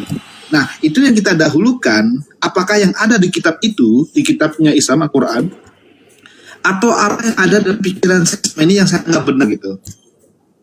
Ya, lebih spesifiknya gitu Bang Markona. Abang jelaskan aja. Ya, lebih spesifiknya abang kasih tau aja. Iya. Abang kasih tau aja. Misalkan ya. Ini yang hubungannya, kalau hubungan iman itu oke lah, mungkin Bang Markona udah menjelaskan ya.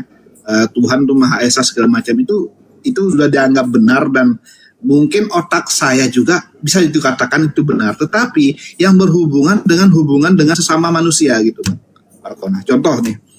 Ketika ada yang mencuri kayak gitu kan, terus dipotong tangannya. Nah itu kan kayak bertentangan dengan otak saya, itu kok sadis banget gitu. Atau apalagi ya beberapa hal. Tetapi kalau masalah ketuhanan, saya kira itu kan dari agama lain bahkan berkiblat ke Islam, saya kira untuk mengesahkan Tuhan itu. Tentu saya nggak bisa ini kan lah bantah lah kalau itu. Tapi yang berhubungan hukum-hukum yang lain yang berhubungan dengan hubungan antar sesama manusia itu kok ada yang menurut saya dalam pikiran saya selama ini yang saya nilai itu sesuatu yang benar, tetapi kok ada dalam Al-Quran tuh kok sadis seperti itu gitu. Saya menilai seperti itu. Nah, ketika itu ada orang Islam yang seperti itu, seperti saya lah misalkan, apakah saya misalkan nih seorang Islam mendahulukan akal saya yang menilai itu sadis atau mendahulukan Al-Quran yang udah tertulis bahwa potong tangan adalah hukuman bagi pencuri gitu Bang Markona? Ya, Bang Juma, monitor Bang. Ya, karena begini Bang Markona. Karena begini Bang Markona. Kira begini Bang, mohon maaf ya sebelumnya ya. kalau ini bagi yang berpikir ya, kalau bagi kami yang pencari agama, pencari kebenaran ini, konsep Islam sebagai Tuhan yang esa itu udah perfect, sudah pas, karena nggak mungkin ada Tuhan yang melebihi Tuhan itu sendiri gitu loh. Ya, sudah perfect lah. Cuman kebanyakan dari teman-teman ini keraguannya mungkin ya untuk masuk ke Islam itu atau masuk ke Islam itu ketika sudah mempelajari hal yang berhubungan dengan hubungan dengan manusia, ya, berhubungan dengan itu tadi. Misalkan ada hukum potong tangan, ada apa tadi itu yang harus di Komal itu kisos. Kalau yang mati dibunuh, kalau membunuh dibunuh kayak gitu. Nah, itu hubungan kayak gitu yang mungkin berat bagi orang yang non Islam yang belum masuk Islam. Itu masuk Tuhan, Bang. Saya kira tuh kita sepakat semua kalau Tuhan tuh hanya satu. Nah, cuman namanya mungkin berbeda ya. Dan kalau Islam kan Allah namanya. Nah, tapi kita untuk berhubungan dengan itu tadi, mengikuti hukum-hukum, bahkan Bang, satu lagi Bang, bahkan untuk mengikuti sholat 5 waktu saja kayaknya berat bagi mereka yang baru masuk Islam itu. Kayaknya kok banyak banget sih ritual-ritual Islam ini kalau saya masuk misalkan gitu kan. Nah gitu sih Bang, gimana itu menjelaskannya? Bang, sedikit Bang ya, kira-kira di Indonesia nih hukuman untuk orang korupsi itu apa yang paling pas Bang menurut Abang? Apa yang pantas? Gimana Bang? Hukuman untuk orang korupsi itu apa yang pantas? Hukuman bagi orang korupsi. Kalau sudah parah banget Bang, sampai ya kalau udah parah banget sampai triliunan gitu, 100 triliun berapa kemarin itu ya hukuman mati juga pantas, hukuman mati juga pantas. Makanya begitu juga lah Bang dibuat aturan itu demi untuk kebaikan Bang. Sama kayak mana Cina korupsi dimatikan. Baik kan? Bagus kan negaranya kan? Jadi memang gak ada poin seperti itu Bang, tujuan untuk bagus. Paham Bang kan?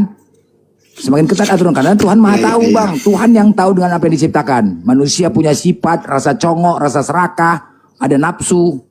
Itu loh. Jadi memang aturan itu dibuat demi untuk kebaikan. Paham Bang kan? Di sini paham kan? Oke. Iya. Oke, Assalamualaikum. Waalaikumsalam warahmatullahi. Ini yang putus-putus siapa ya? Lanjut. Ya, ini nambahin soal hukum Islam, misalnya contoh potong tangan begitu dan kisos. Kadang kalau misalnya kita lihat ke agamanya penghujat lah ya, terhitung ini gitu, yang menitik beratkan hukum sayang, kasih sayang gitu. Kalau dibandingin sama syariat Islam, terutama kisos, di situ kelihatan bahwasanya hukum kasih sayang ini dia tidak memikirkan kerugian dari korban dosa.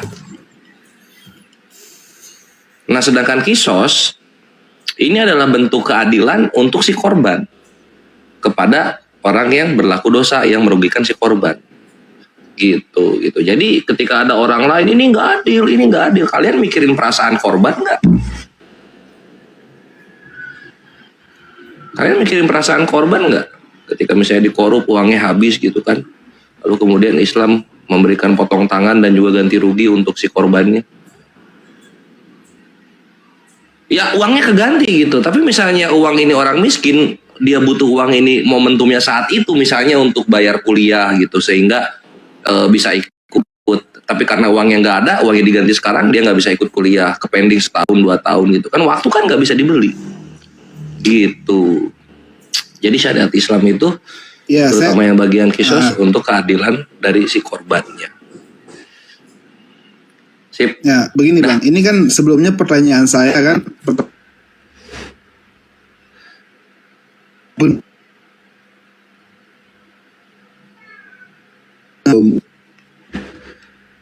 Ini siapa yang putus-putus ya? Tentangan misalkan. Bang legal, Bang putus-putus suara Bang lu Bang. Geser dulu Bang, putus-putus. Tes. Coba deh. Halo. Ya. Jangan tiduran. Kan sebelumnya pertanyaan Enggak, ini saya duduk nih Bang. Begini Bang, Bang Kores ya sama Bang Markonah juga. Sebelumnya kan pertanyaan saya sebenarnya, saya itu sudah memiliki pengetahuan dan kebenaran yang saya yakini sebelumnya selama 30-an tahun ini seumuran saya gitu ya. Nah, ternyata ada nih kebenaran lain di depan saya, yaitu yang namanya agama gitu. Dan kita sebutkan aja Islam misalkan ya, itu yang paling benar ya saya kira gitu misalkan. Nah, ketika ada kebenaran dalam Islam ini dan kebenaran dalam yang saya nilai selama ini dalam otak saya itu benar juga, itu bertentangan satu sama lain. Nah, itu mana yang kita dahulukan? Nah, itu aja sebenarnya. Tetapi ketika mendengar jawaban di Bang Kores dan Bang Markona, itu kan berarti ketika menjelaskan tadi sebab akibat dari kisos pembunuhan itu dan potong tangan itu, berarti kan jawabannya abang-abang ini kan berarti dahulukan dulu yang ada di Al-Quran, akal nanti gitu loh. Nah, itu ada kemungkinan nggak ke depannya, karena kan kehidupan ini kan maju terus kan, dinamis kan.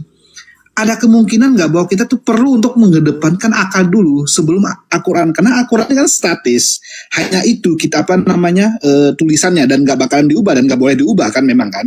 Tetapi dia ini kan statis, sedangkan kita ini berpikir secara dinamis dan ada perkembangan dan selalu berkembang nanti ke depannya. Nggak tahu nanti anak cucu kita akan apa yang akan dia pikirkan. Nah, bisa nggak nanti dalam dalam konteks Islam itu sendiri itu akal yang didahulukan, bukan Al-Quran.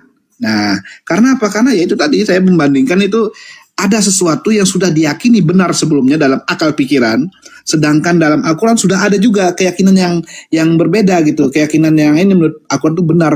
Nah, ketika akal yang menurut itu benar itu berbeda, berhadapan atau bertentangan dengan apa yang dikatakan benar dalam Al-Quran, itu boleh nggak kita dahulukan akal dulu dan Al-Quran tunggu dulu, stop dulu gitu, biar akal dulu yang berjalan dulu gitu.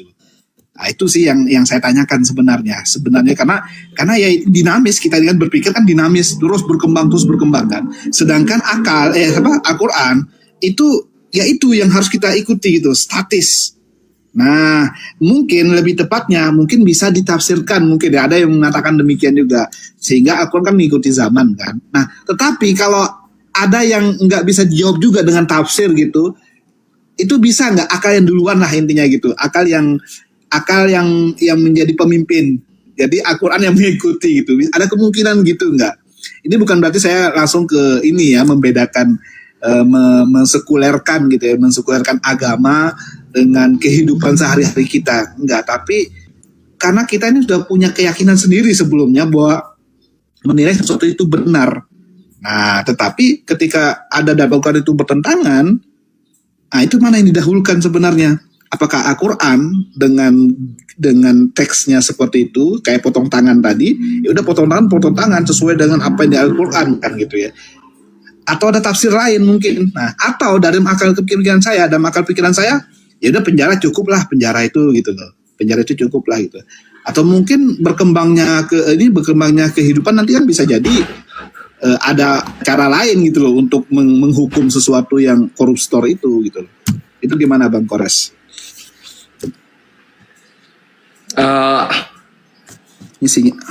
Nggak mungkin yang namanya akal itu mendahului Al-Quran gitu. Ketika Al-Quran belum turun, akal dulu mengimani, ya bisa gitu. Karena Nabi Ibrahim mengetahui Tuhan yang benar karena akalnya berjalan gitu. Nah, ketika akal sudah berjalan, kebenaran Al-Quran sudah sampai, Al-Quran diterima gitu. Dan nggak ada sejarahnya kami sebagai Muslim dari lahir, bahkan pendahulu-pendahulu kami melihat bahwa moralitas zaman itu bisa melampaui Al-Quran gitu. Sebagaimana yang terjadi di agama-agama lain yang mereka mulai toleransi dengan kawin sesama jenis, bahkan kawin sama benda mati, bahkan kumpul kebo itu biasa gitu kan, tetap masuk surga gitu. Lihat Islam tetap dengan hukum-hukumnya gitu. Artinya apa? Akal, zaman, moralitas itu tetap semua tunduk kepada hukum dari Tuhan ini yang dibalut dengan sebuah kitab suci bernama Al-Quran. Gitu Mabre. Lalu kemudian kita balik lagi ya ke hukum potong tangan gitu. Potong tangan itu nggak sekedar apa ya, mungkin kalau orang awam melihatnya, wah ini maling, korupsi, potong tangan. Enggak, dilihat kadarnya. Udah ada aturannya dari zaman Nabi kami dan sahabat-sahabat. Semaling kerugian yang berapa yang bisa sampai kepada potong tangan. Contoh malingnya maling roti gitu kan, berapa sih maling roti? Itu nggak potong tangan, potong jari atau potong apa, enggak, itu dihukum takzir. Dan kalau misalnya alasannya itu bukan karena iseng atau bukan karena jahat, karena memang misalnya alasannya itu baik, ya ini anaknya belum makan 3 hari kayak gitu-gitu, itu sudah terjadi di zaman sahabat Nabi Umar bin Khattab gitu, itu dilepas si maling itu gitu. Melihat situasi dan kondisinya. Itulah kenapa Allah berfirman dalam surah Al-Baqarah, lupa ayat 286 kalau nggak salah. Sesungguhnya agama itu memudahkan gitu loh. Jadi ada kewajiban-kewajiban yang kalian harus lakukan sebagai manusia karena tujuan manusia itu untuk beribadah kepada Sang Maha Pencipta. Tapi ketika kalian ada uzur, ada uzur, maka ada ruksohnya. Uzur itu sebuah hambatan untuk melakukan ibadah wajib, maka ada ruksohnya, ada keringanannya. Gitu legal. Sampai sini nangkep? Artinya itu bisa ditafsirkan. Bukan bisa ditafsirkan, maksudnya wah ini potong tangan nih, oh kita tafsir aja, kita alegorikan, nggak bisa dong. Itu namanya kita bermain-main dengan agama. Kalau gitu udah hukumnya jelas, zohirnya begitu, ngapain ditafsirin lagi gitu loh. Apa bedanya kita sama agama sebelumnya gitu? Iya, maksudnya gitu. Itu ayat Al-Quran kan bisa ditafsirkan kan, berarti kan Bang Gores? Bukan bisa ditafsirkan, ada tafsirnya, ada penjelasannya. Al-Quran itu ada penjelasannya. Iya. Iya, gitu. maksud saya begini kan. Bukan sengaja ditafsir-tafsir untuk apa? Untuk cari yang gampangnya buat kita, bukan gitu maksudnya. Iya, maksud saya kan tadi kan ketika Bang Kores menjelaskan tadi kan ada hukuman lain gitu loh. Ada hukuman lain selain potong tangan ketika melihat seberapa banyak sih yang dikorupsi atau seberapa banyak yang dicuri gitu kan. Ada namanya apa tadi, ta'zir ya. Ta'zir itu tadi kan saya catat tadi, ta'zir itu. Nah, ta'zir itu sendiri kan nggak ada dalam Al-Quran kan? Ada dong. Artinya ketika emang nggak ada dalam Quran ta'zir itu. Ada, ta'zir ada dalam Al-Quran. Ada, tunggu. Nggak, Ini gua sekarang bawain dalil. Silakan apa-apa. Iya, maksud saya ketika dia mencuri terus nanti bisa dipotong tangannya, bisa dita'zir. Ada apa kata tulis semacam itu dalam Al-Quran? Kan enggak kan? Maksudnya menyatu, ayatnya menyatu gitu loh. Oh enggak, Al-Quran itu konstitusi. Iya. Nanti eksekutifnya dari hadis-hadis Nabi dan khobar-khobar sahabat. Gitu. Di hadis apakah ada ta'zir juga di hadis itu? Ta'zir itu hukuman di luar hudud. Hudud itu adalah hukuman yang haknya ini adalah Allah dan Rasulnya yang mengatur, dan itu sudah nggak bisa diganggu. Kalau ta'zir ini dikembalikan kepada kodi, kepada hakim. Seadil-adilnya kodi ini menghakimi gitu. Ya, jadi kalau yang hukum saya ini mohon maaf ini Bang. Ya, enggak, lanjut aja. Ini suara saya tuh putus-putus, sinyalnya kurang bagus soalnya. Ini sekarang enggak, ini sekarang enggak. Lanjut. Iya, jadi dalam Islam itu ada hudud. Ya? Oke. Lanjut aja dulu. Udah enggak. Ya, nah begini Bang, apa ya? Itu kan saya memahaminya berarti Al-Quran itu kan bisa ditafsirkan. Nah justru itu titik plus maksud saya titik plusnya di situ. Quran itu bisa ditafsirkan gitu loh. Nah saya kan ingin memahami itu aja sebenarnya. Ketika ada bertentangan dengan apa yang saya selama ini yakini kalau itu benar, nilai-nilai yang saya yakini itu benar, dengan nilai-nilai yang Al-Quran yakini itu benar gitu, itu bertentangan. Nah ternyata enggak serta-merta apa yang di Al-Quran itu kita ikuti A gitu loh. Tapi kan ada tafsirannya gitu loh. Nah justru itu kan nilai plusnya, ada tafsiran itu maksud saya. Itu yang membuat Al-Quran itu bisa mengikuti zaman gitu loh, maksud saya Bang Kores. Karena letterlock kalau kita ikuti sesuai dengan Al-Quran, saya kira kan enggak ada ta'zir tadi yang satu ayat gitu loh maksud saya. Yang satu ayat dengan tadi hudud menafsirkan, walaupun bukan kita yang menafsirkan ya. Putus. Halo, tes. Halo. Tes. Sedikit, Bang Legal, sedikit ya, ntar lagi ya. Jadi sebenarnya bukti yang nyata saja dari Al-Quran itu yang bisa kita lihat sampai saat ini. Contoh di surah Yunus 92 dikatakan di situ ya. Maka hari ini kami biarkan engkau hai jasad Firaun situ ya, jasad Firaun. Maka hari ini ketika kita baca Al-Quran hari ini, buka di YouTube, masih adakah jasad Firaun? Ada, dibiarkan Allah. 1 tahun ke depan baca lagi Al-Quran, maka hari ini habis itu buka di YouTube, ada. Artinya apa? Memang benar-benar datang dari Tuhan. 2 hari sebelum kiamat baca Al-Quran itu, maka hari ini buka ditutup jasad masih ada. Berbeda dengan di Bible, pada hari ini telah lahir Tuhan Juru Selamat. Setiap hari aku telepon, pada hari ini telah lahir Tuhan Juru Selamat di kota Daud. Setiap hari aku telepon Wak Daud, ada nggak Tuhan lahir? Wak Daud, mana jadi? Pada hari ini telah, besok aku baca lagi, pada hari ini telah lahir Tuhan Juru Selamat di kota Daud. Wak Daud, ada nggak Tuhan lahir? Aku bilang, mak, pening aku dimaki Wak Daud. Ya, Wak Daud, kepala bapak kau Tuhan lahir katanya, dimaki Wak Daud aku. Wak Daud pun lagi goreng pisang dia. Wak Daud, ada nggak Tuhan lahir dari kepala bapak kau katanya, mak, dimaki aku. Setiap hari itu beda. Bulan depan, tahun depan, habis aku dimaki Wak Daud. Itulah. Nah, itu beda Al-Quran. Lanjut.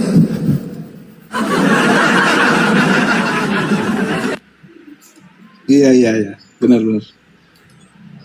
Mungkin Bang Iya, jadi Kores sendiri bisa jangan salah-salah legal lu baca Al-Quran tiba-tiba lu nafsirin sendiri, enggak gitu. Allah berfirman, bertanyalah kepada ahlinya gitu. Lalu kemudian Allah juga berfirman, taatilah Allah, taatilah Rasul dan ulil amri gitu. Sehingga ketika lu ingin menghukumi sebuah kejadian atau fenomena, atau lu ingin tahu apa maksud dari satu ayat, lu tanya ke ahlinya Al-Quran itu gitu loh. Itulah kenapa kita Islam tuh nggak ada ribuan golongan macam terhitung, karena memang ilmu Al-Quran itu, pemahaman Al-Quran itu harus bersanad atau bersambung sampai ke Nabi. Bagaimana caranya? Yaitu lu dari lu, lalu guru lu ke guru lu gitu pembelajarannya legal.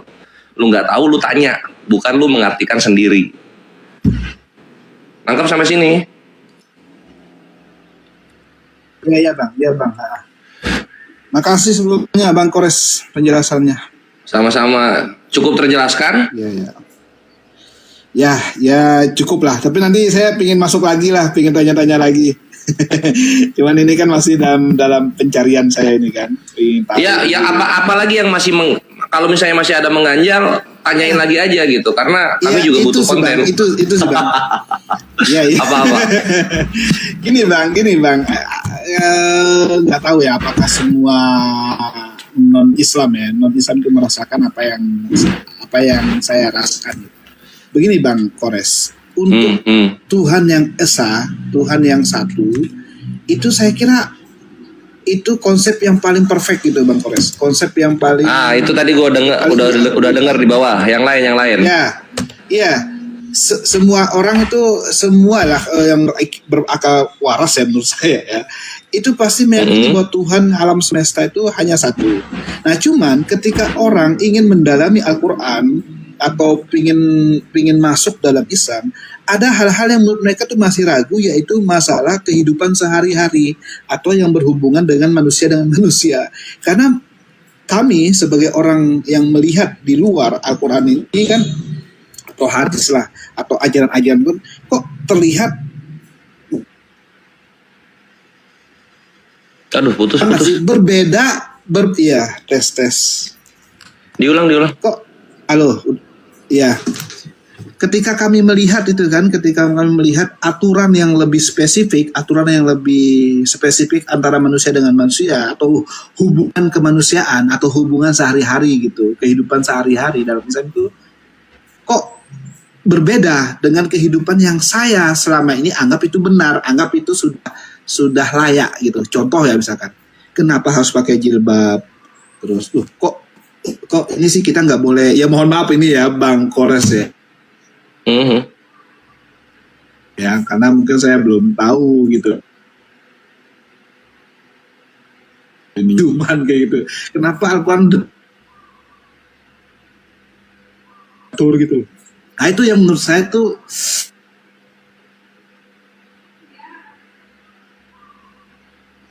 ada hal lain lah selain itu. Ya tadi jilbab saya contohkan ya. Oke, jilbab. Halo Bang Kores. Ya. Diulang. Ya, jilbab contohnya terus. Ya. Ya, halo. Dengar nggak Bang Kores? Dengar lagi sekarang. Suaranya ya. Iya. Jadi Terus lagi putus. di luar. Halo, Tes. Nah, Putus lagi. Itu untuk jelas. Halo. Udah. Nah, oke. ini bagi saya khususnya yang baru mau mencari sesuatu agama yang benar itu, untuk konsep Tuhannya itu sudah bagus lah, sudah sesuai dengan apa yang saya ini, yaitu hanya satu Tuhan di dunia ini. Nah, tetapi untuk Mantap, masuk alhamdulillah. langsung ke spesifikasi, ya enggak berarti bukan berarti Islam yang saya ikuti itu, makanya saya ingin mencari dulu Bang Kores. Ngerti? Nah, maksud saya ketika mendalami ke kehidupan lebih spesifik, entah kehidupan dengan sesama manusia, kok sampai hal-hal yang spesifik diatur oleh Islam, yang itu menurut saya yang kebenaran yang sudah saya alami sebelumnya, sudah saya yakini sebelumnya, kok bertentangan dengan itu gitu loh. Contoh jilbab misalkan, saya meyakini ya orang itu ya nggak pakai jilbab, bahkan terlihat cantiknya seorang wanita misalkan gitu, atau sholat, ya kok harus sholat sih 5 waktu gitu, padahal kan kita maunya ya bebas aja kan, yang penting kita yakin Tuhan tuh ada gitu. Kalau orang Kristen kan kalau orang Kristen mohon maaf ya, kalau Kristen hanya sekali aja beribadahnya kan. Nah, kenapa kita maksudnya orang Islam ini masuk masjidnya sekali aja, hari Jumat aja misalkan gitu kan, seminggu sekali gitu. Nah, jadi kalau masalah Tuhan, saya kira nggak ada perdebatan saya di sana. Tetapi ketika masalah spesifik ke kehidupan antar manusianya atau kehidupan dalam menjalani kehidupan ini, kok ada yang nggak sesuai dengan apa yang saya yakini itu benar selama ini gitu. Paham. Sedikit Bang. Coba ketika sedikit akhir, Anda punya anak, ada anak Anda sekolahkan.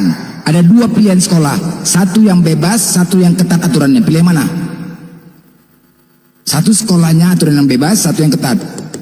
Pilih mana? Ya kalau untuk anak ya, karena harus menjaga, kita nggak bisa menjaga dia 24 jam, ya harus yang ketat lah supaya dia. Nah, apa alasannya? Ya supaya bisa dijaga, supaya terjaga.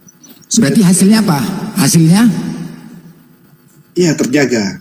Ya menurut Anda kenapa hasilnya itu apa hasilnya? Baik nggak? Ketika di sekolah itu banyak aturannya demi untuk kebaikan anak kan?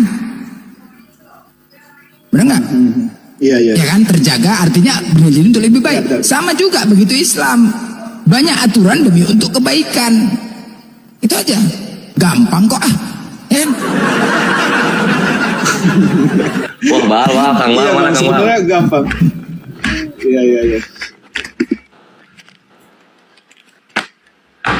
Iya. Idealnya seperti itu.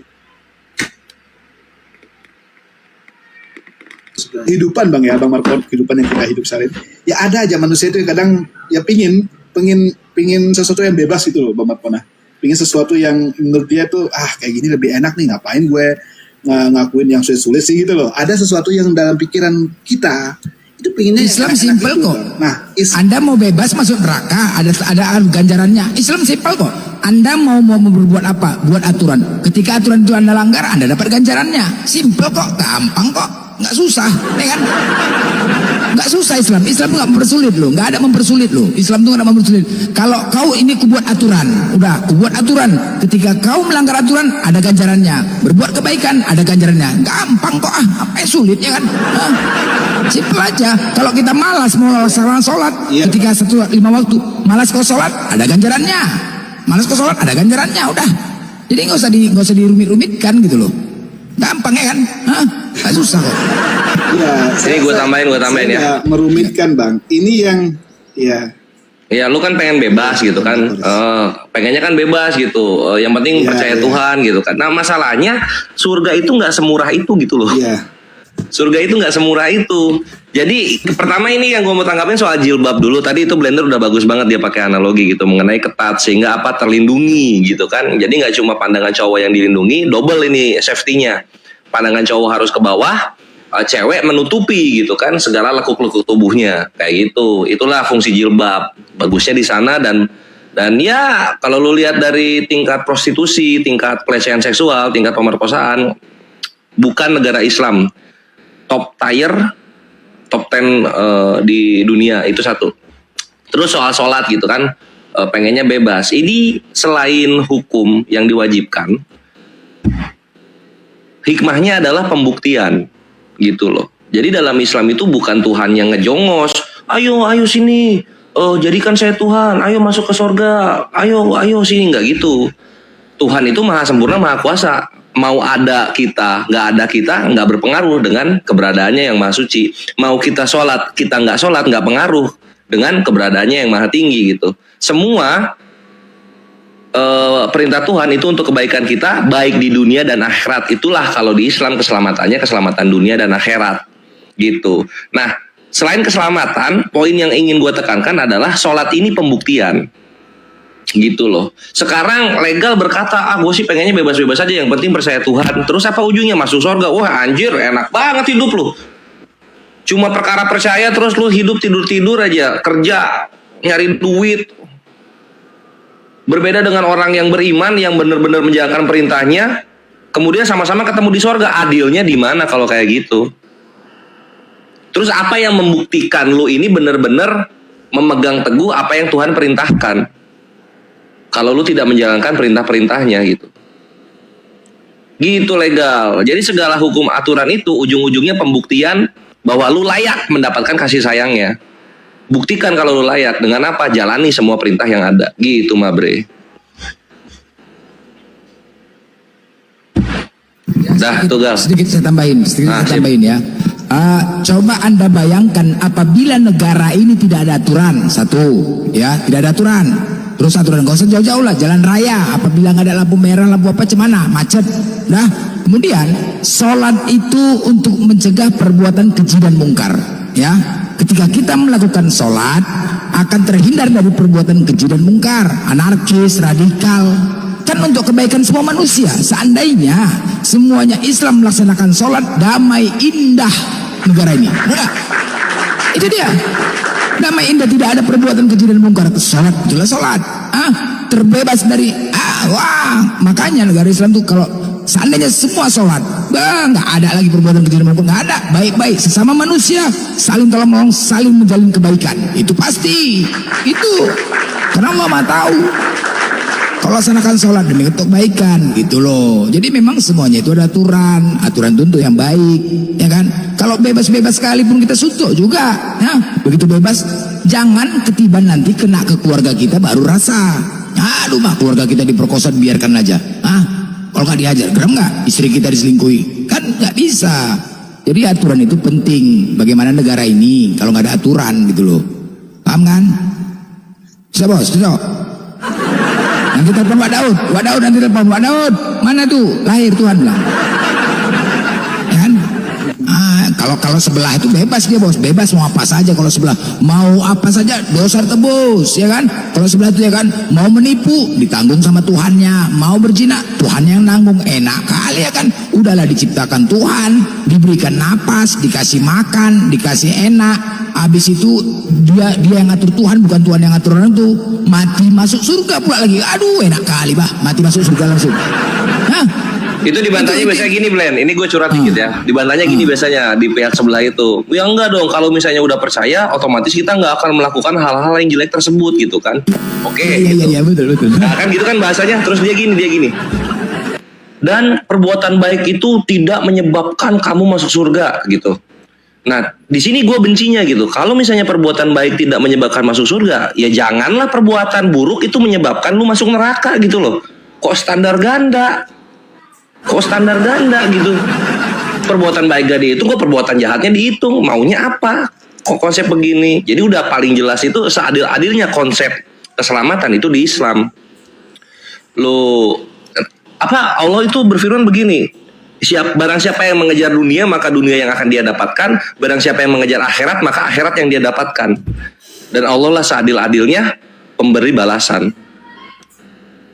Itu yang Allah bilang. Lu mau misalnya tadi kita ambil contoh si legal ya. Legal pengen bebas. Lu niatnya pengen bebas nih. Itu lu berdoa nggak berdoa Allah kabulin. Oke, ini dikasih bebas hidup lu. Nanti hari penghakiman coba kita lihat kebebasan lu itu bisa bikin berat timbangan baik lu nggak gitu. Gitu Gal. Enak kali ya kan, orang yang berutang kita yang bayar, kepala bapaknya itu nanti kalau serutan gitu. Begitu giliran tanya Ten nanti kan, Ten sebenarnya aku pinjam duit 5 juta, aku bayar kata. Giliran 5 juta mau dibayar 100 juta, begaduh lah. Ya, Freddy. Nggak gitu, Blen, nggak gitu, Blen. Gini, bre. Oke, kan gini, ini ada orang utang 10 juta. Anjir, terus datang nih, sosok yang putih bersih datang dia. Saya datang. Mau apa, Pak? Mau bayar hutangnya dia yang 10 juta. Oh, gitu, boleh. Ini. Dikasihkan duit.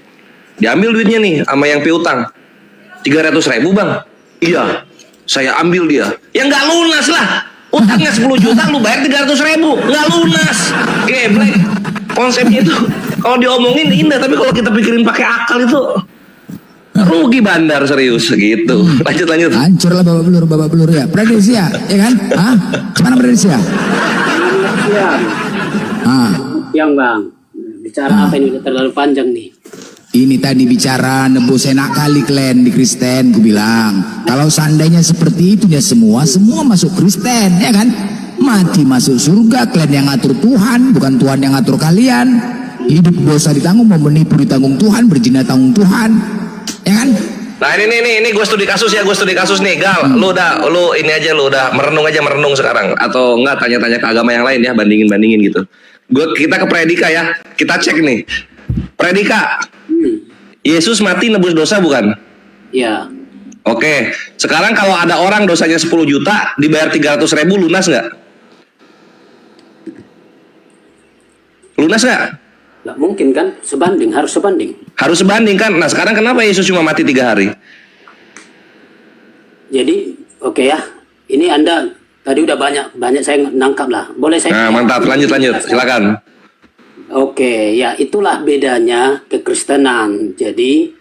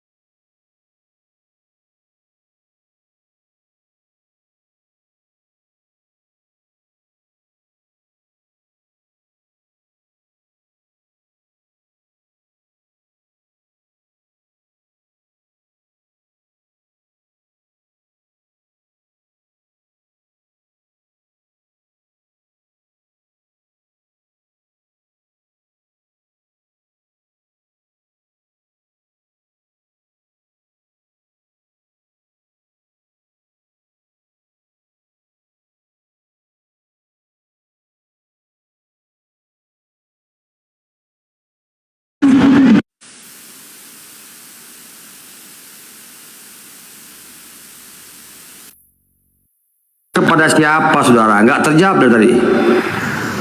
Seorang yang bernama Yesus tergantung di salib, mati di salib itu nebusnya kepada siapa? Kemana?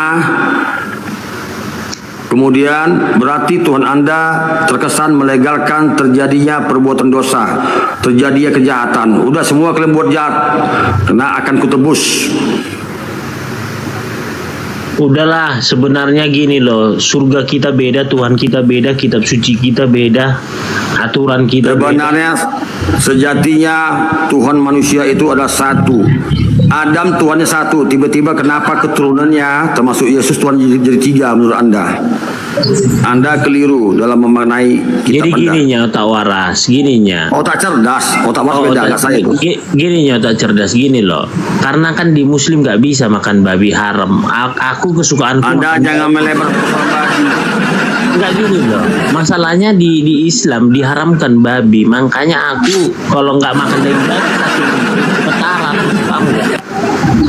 Jadi nggak masuk, nggak ketemu karena babi.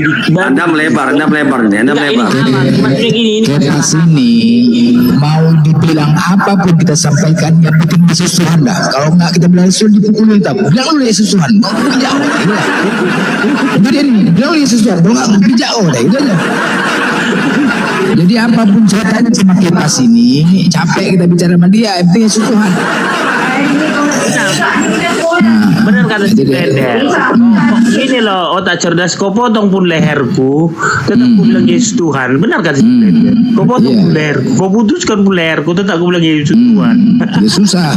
Iblis di dalam dirinya ini udah ketua-ketua semua, ketua PAC di PPDB udah. Nah, iblis di dalam dirinya Raja.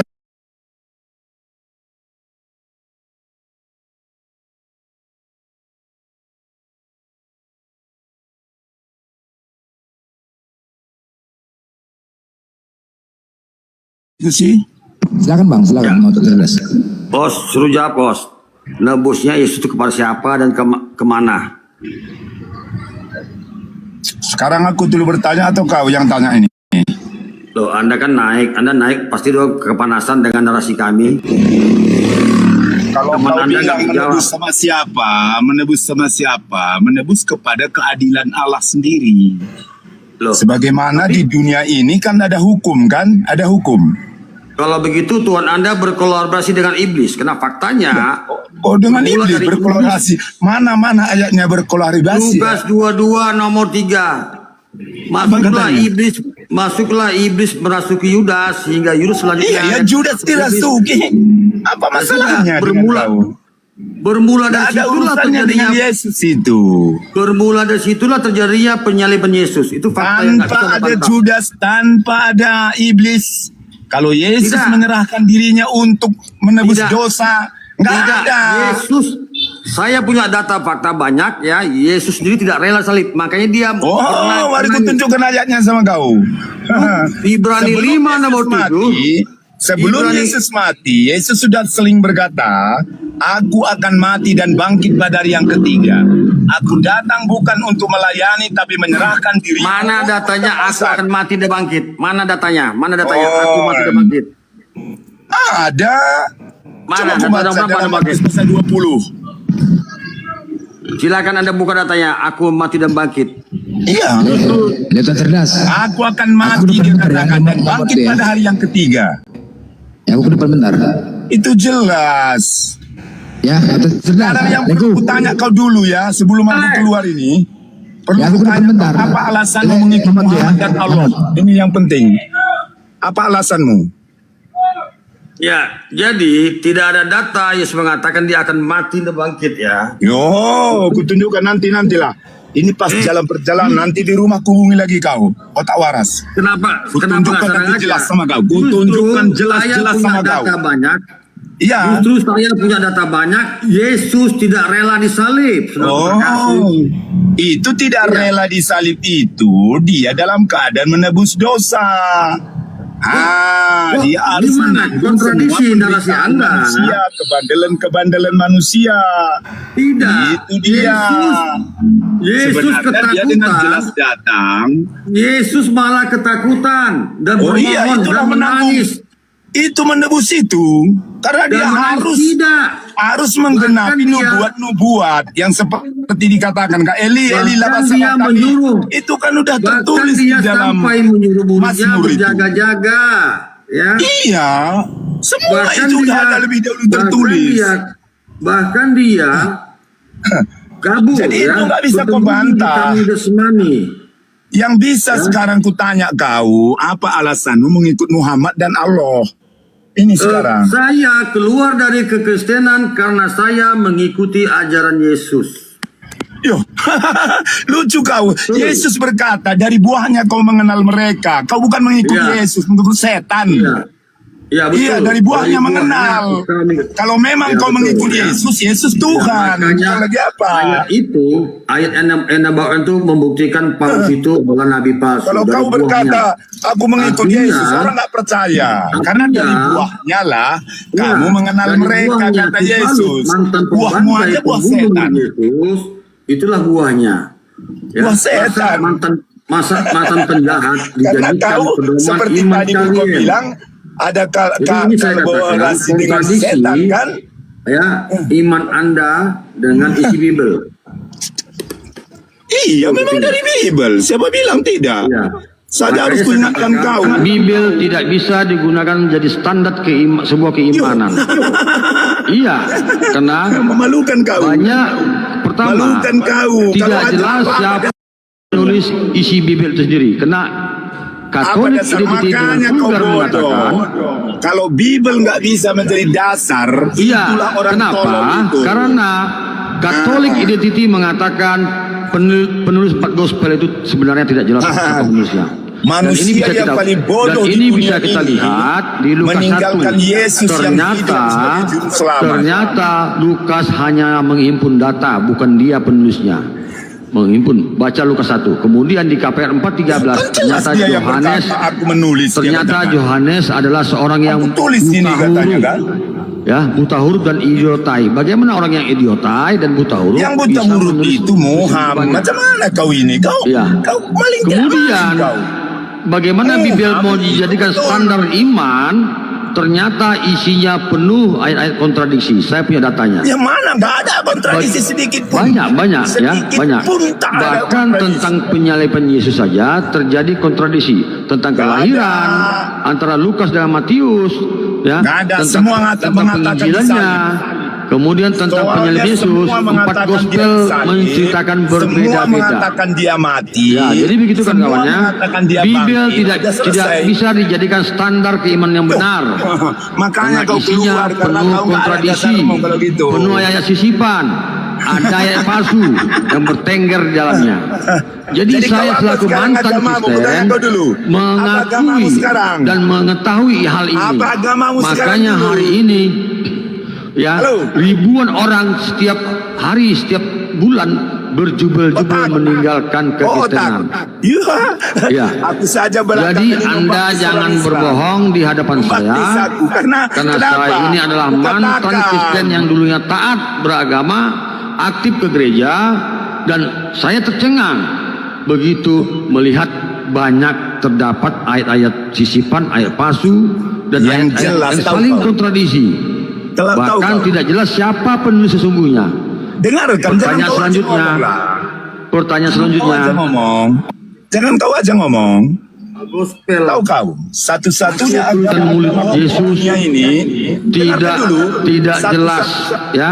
Kenapa justru tulisan murid-murid Yesus yang setiap hari ikut penginjilan bersama Yesus tidak dikanom? Ini pertanyaan yang harus bisa dijawab.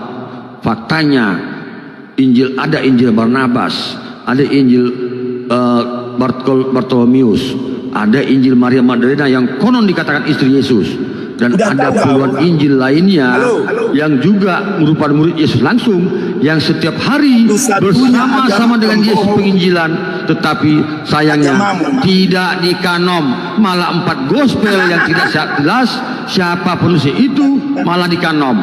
Dan ini menjadi kecurigaan bagi saya selaku orang yang taat dulu yang di gereja, sehingga hari ini saya dan banyak orang-orang seperti saya meninggalkan kekristenan karena enggak masuk dalam. Pertama kalau Tuhan itu tiga, kedua kalau Tuhan itu manusia, ketiga kalau Tuhan itu mati di salib, keempat nama Tuhan berbeda, ya. Dan kelima selanjutnya, kok Tuhan itu dikandung, dilahirkan oleh ciptaannya.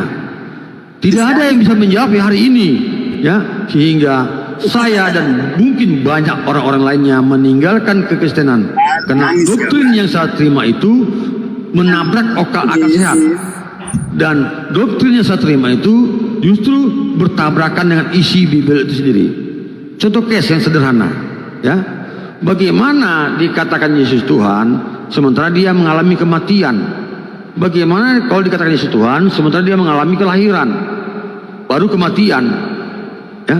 Dia haus, dia lapar, dia cengeng, merengek-rengek. Masa Tuhan merengek-rengek? Ya Bapa, kiranya cawan ini berlalu daripadaku. Kalau dia Tuhan, kenapa dia bermohon pada Tuhan? Ada berapa Tuhan Anda? Jadi di depan saya yang mantan pernah mengalami doktrin, ya, doktrin yang rumit itu, jangan tipu-tipu. Gak bisa Anda melawan saya pastikan. Karena saya mengalami doktrin tersebut. Jangan bertakiyah di depan saya, jangan berbohong di depan saya. Hari ini kita ketahui bersama, ribuan orang setiap hari, setiap bulan, setiap tahun, banyak yang meninggalkan kekristenan. Kenapa? Iman doktrin itu rumit kayak benang kusut. Ketika tanya A, jawabannya B, jawaban C. Bahkan sesama Kristen pun berbeda-beda jawabannya. Inilah dikatakan, ya, doktrin itu bertolak belakang dengan akal sehat. Terima kasih teman-teman. Ya, saya sadar dan sadar-sadarnya tidak mungkin Tuhan itu mati. Karena yang namanya mati itu adalah makhluk. Dan ini terbukti bahwasanya Yesus itu adalah seorang makhluk ciptaan Tuhan. Sesuai dengan Wahyu 3:14, Zakaria 12, Kolose 1:15, bahkan 1 Korintus 15 ayat 26 sampai ayat 48 dikatakan sangat tegas bahwasanya Yesus adalah makhluk. Kalau sudah dikatakan makhluk berarti dia ciptaan Tuhan. Ini si otak waras, si otak cerdas ini udah bingung dia apa yang mau ngomongin.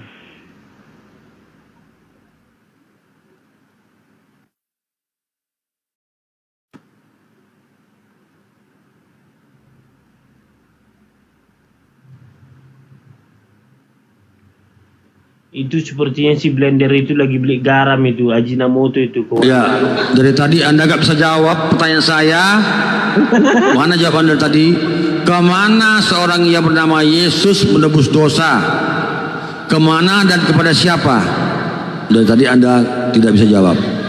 Kalau memang benar iman Anda, doktrin Anda, seharusnya Anda dari tadi bisa jawab. Kemana seorang yang bernama Yesus itu dibun-bun dengan kondisi Yesus kan di surga. Yesus kan di surga. Kami kan dari tubus, anteng dong.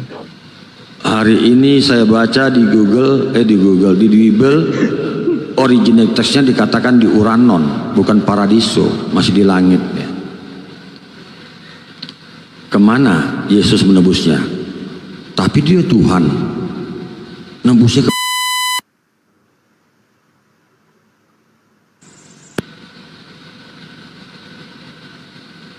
ayo.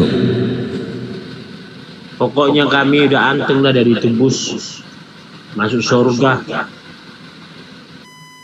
Kami nggak bingung gitu loh. Otak cerdas kami nggak bingung. Kami Kristen. Tebusnya kepada siapa dan kemana, saudaraku? Kalau bisa kalian jawab pertanyaan saya, mungkin otak saya masih tergoyang. Tetapi saya sudah puluhan tahun keluar dari kekristenan. Ya, hingga detik ini pun malah membuat iman saya saat ini semakin kuat, dan saya tegaskan kalian itu hanya membawa doktrin yang bertolak dengan yang bertabrakan dengan akal sehat. Pertama, kalau dia memang Tuhan, ya Tuhan yang turun ke bumi, kenapa dia harus nginap dulu, transit dulu 9 bulan di perut Bunda Maria, ibunya? Kemudian kenapa Tuhan yang Maha Kuasa bisa dilahirkan ya lubang pipet begitu kecil? Apakah sebesar itu Tuhan Anda? Justru membuktikan Anda itu mengkerdilkan entitas Tuhan Anda. Kalau memang Tuhan Maha Kuasa, kenapa Dia tidak langsung turun, tidak melalui wadah atau objek lain, yang hal ini menjadi perguncingan di internal Kristen sendiri.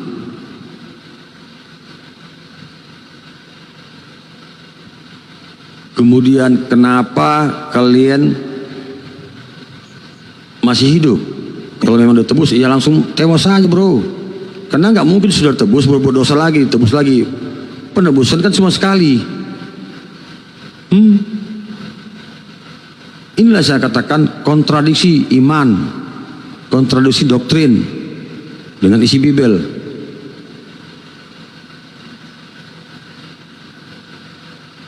Adakah teman-teman Kristen yang bisa menjawab pertanyaan saya? Mau tahu bisa tercerahkan? Kalau Anda katakan ada dosa waris, itu membuktikan doktrin cacat logika. Dosa waris berarti Adam menelurkan dosa kepada semua umat manusia, termasuk Yesus. Berarti secara tak langsung Yesus juga berdosa. Karena Yesus adalah keturunan Adam.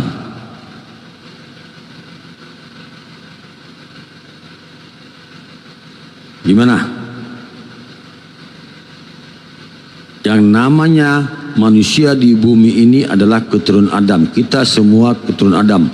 Adam berdosa, kalau dikatakan ada dosa waris, berarti semua manusia mengalami dosa waris.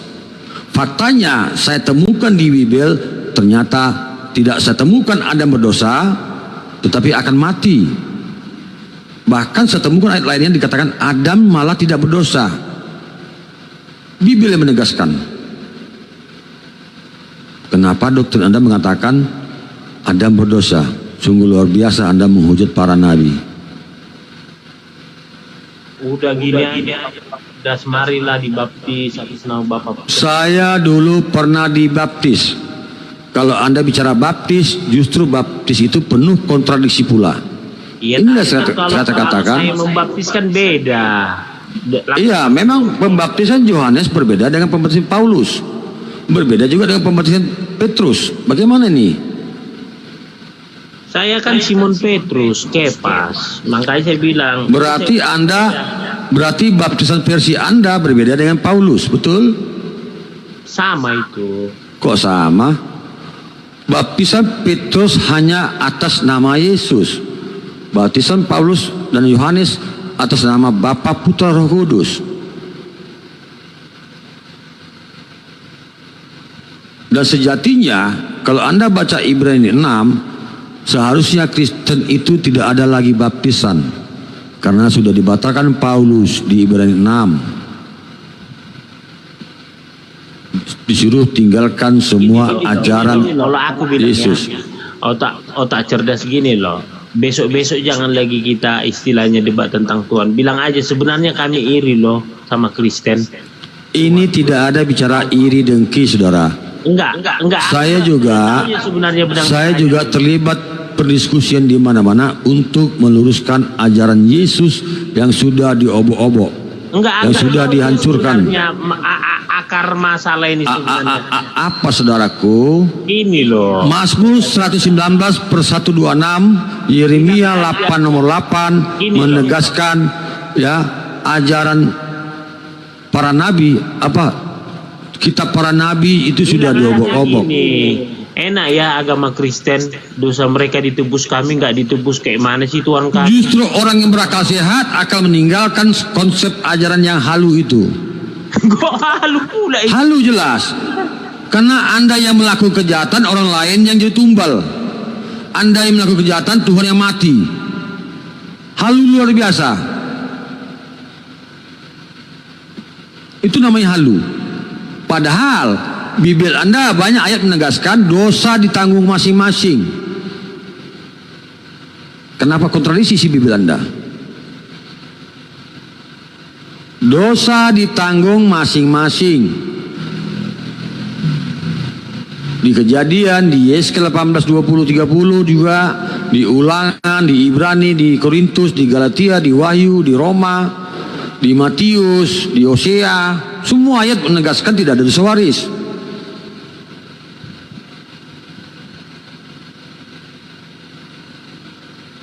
Jadi konsep penebusan manusia di atas kayu salib itu adalah konsep dewa, konsep Yunani kuno, menurut Yeremia 32:35.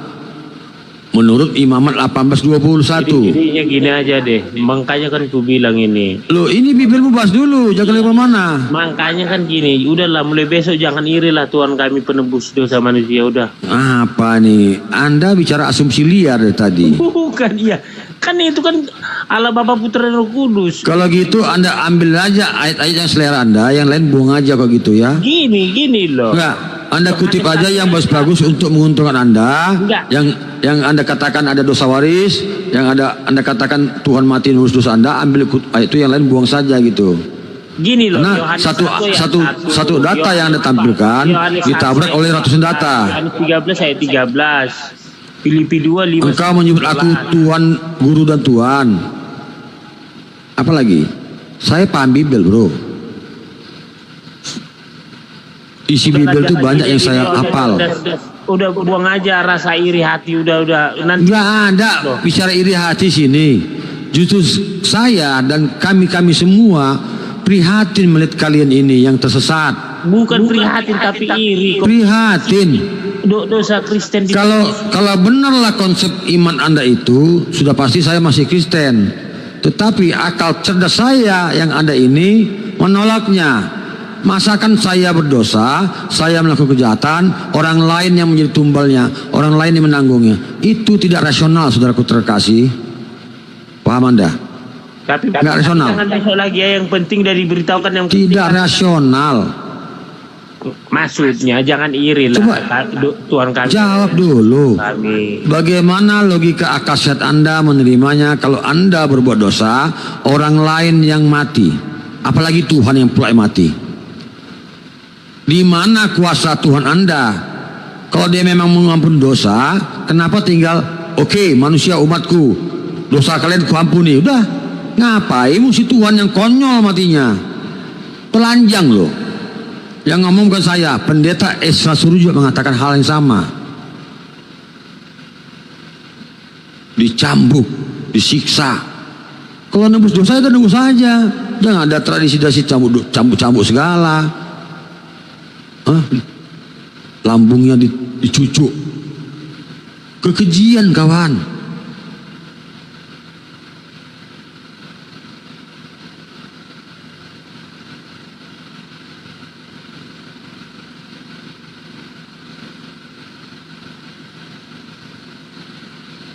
Iya, banyak tapping-tapping di bawah ya ternyata ya.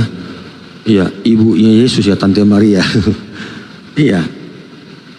Jadi teman-temanku semuanya ya, inilah menurut saya ya kegagalan teman-teman Oten di sebelah dalam memahami isi Bibelnya. Saya dan kami mungkin yang senada dengan saya memahami betul ya, saya mantan Kristen ini ya, memahami betul itu hanya sebuah doktrin halu. Bahkan saya katakan doktrin sesat yang menyesatkan. Kalau kita ya, dosa kita ditebus oleh Tuhan. Apa artinya ada ditulis surga dan neraka di Bibel itu?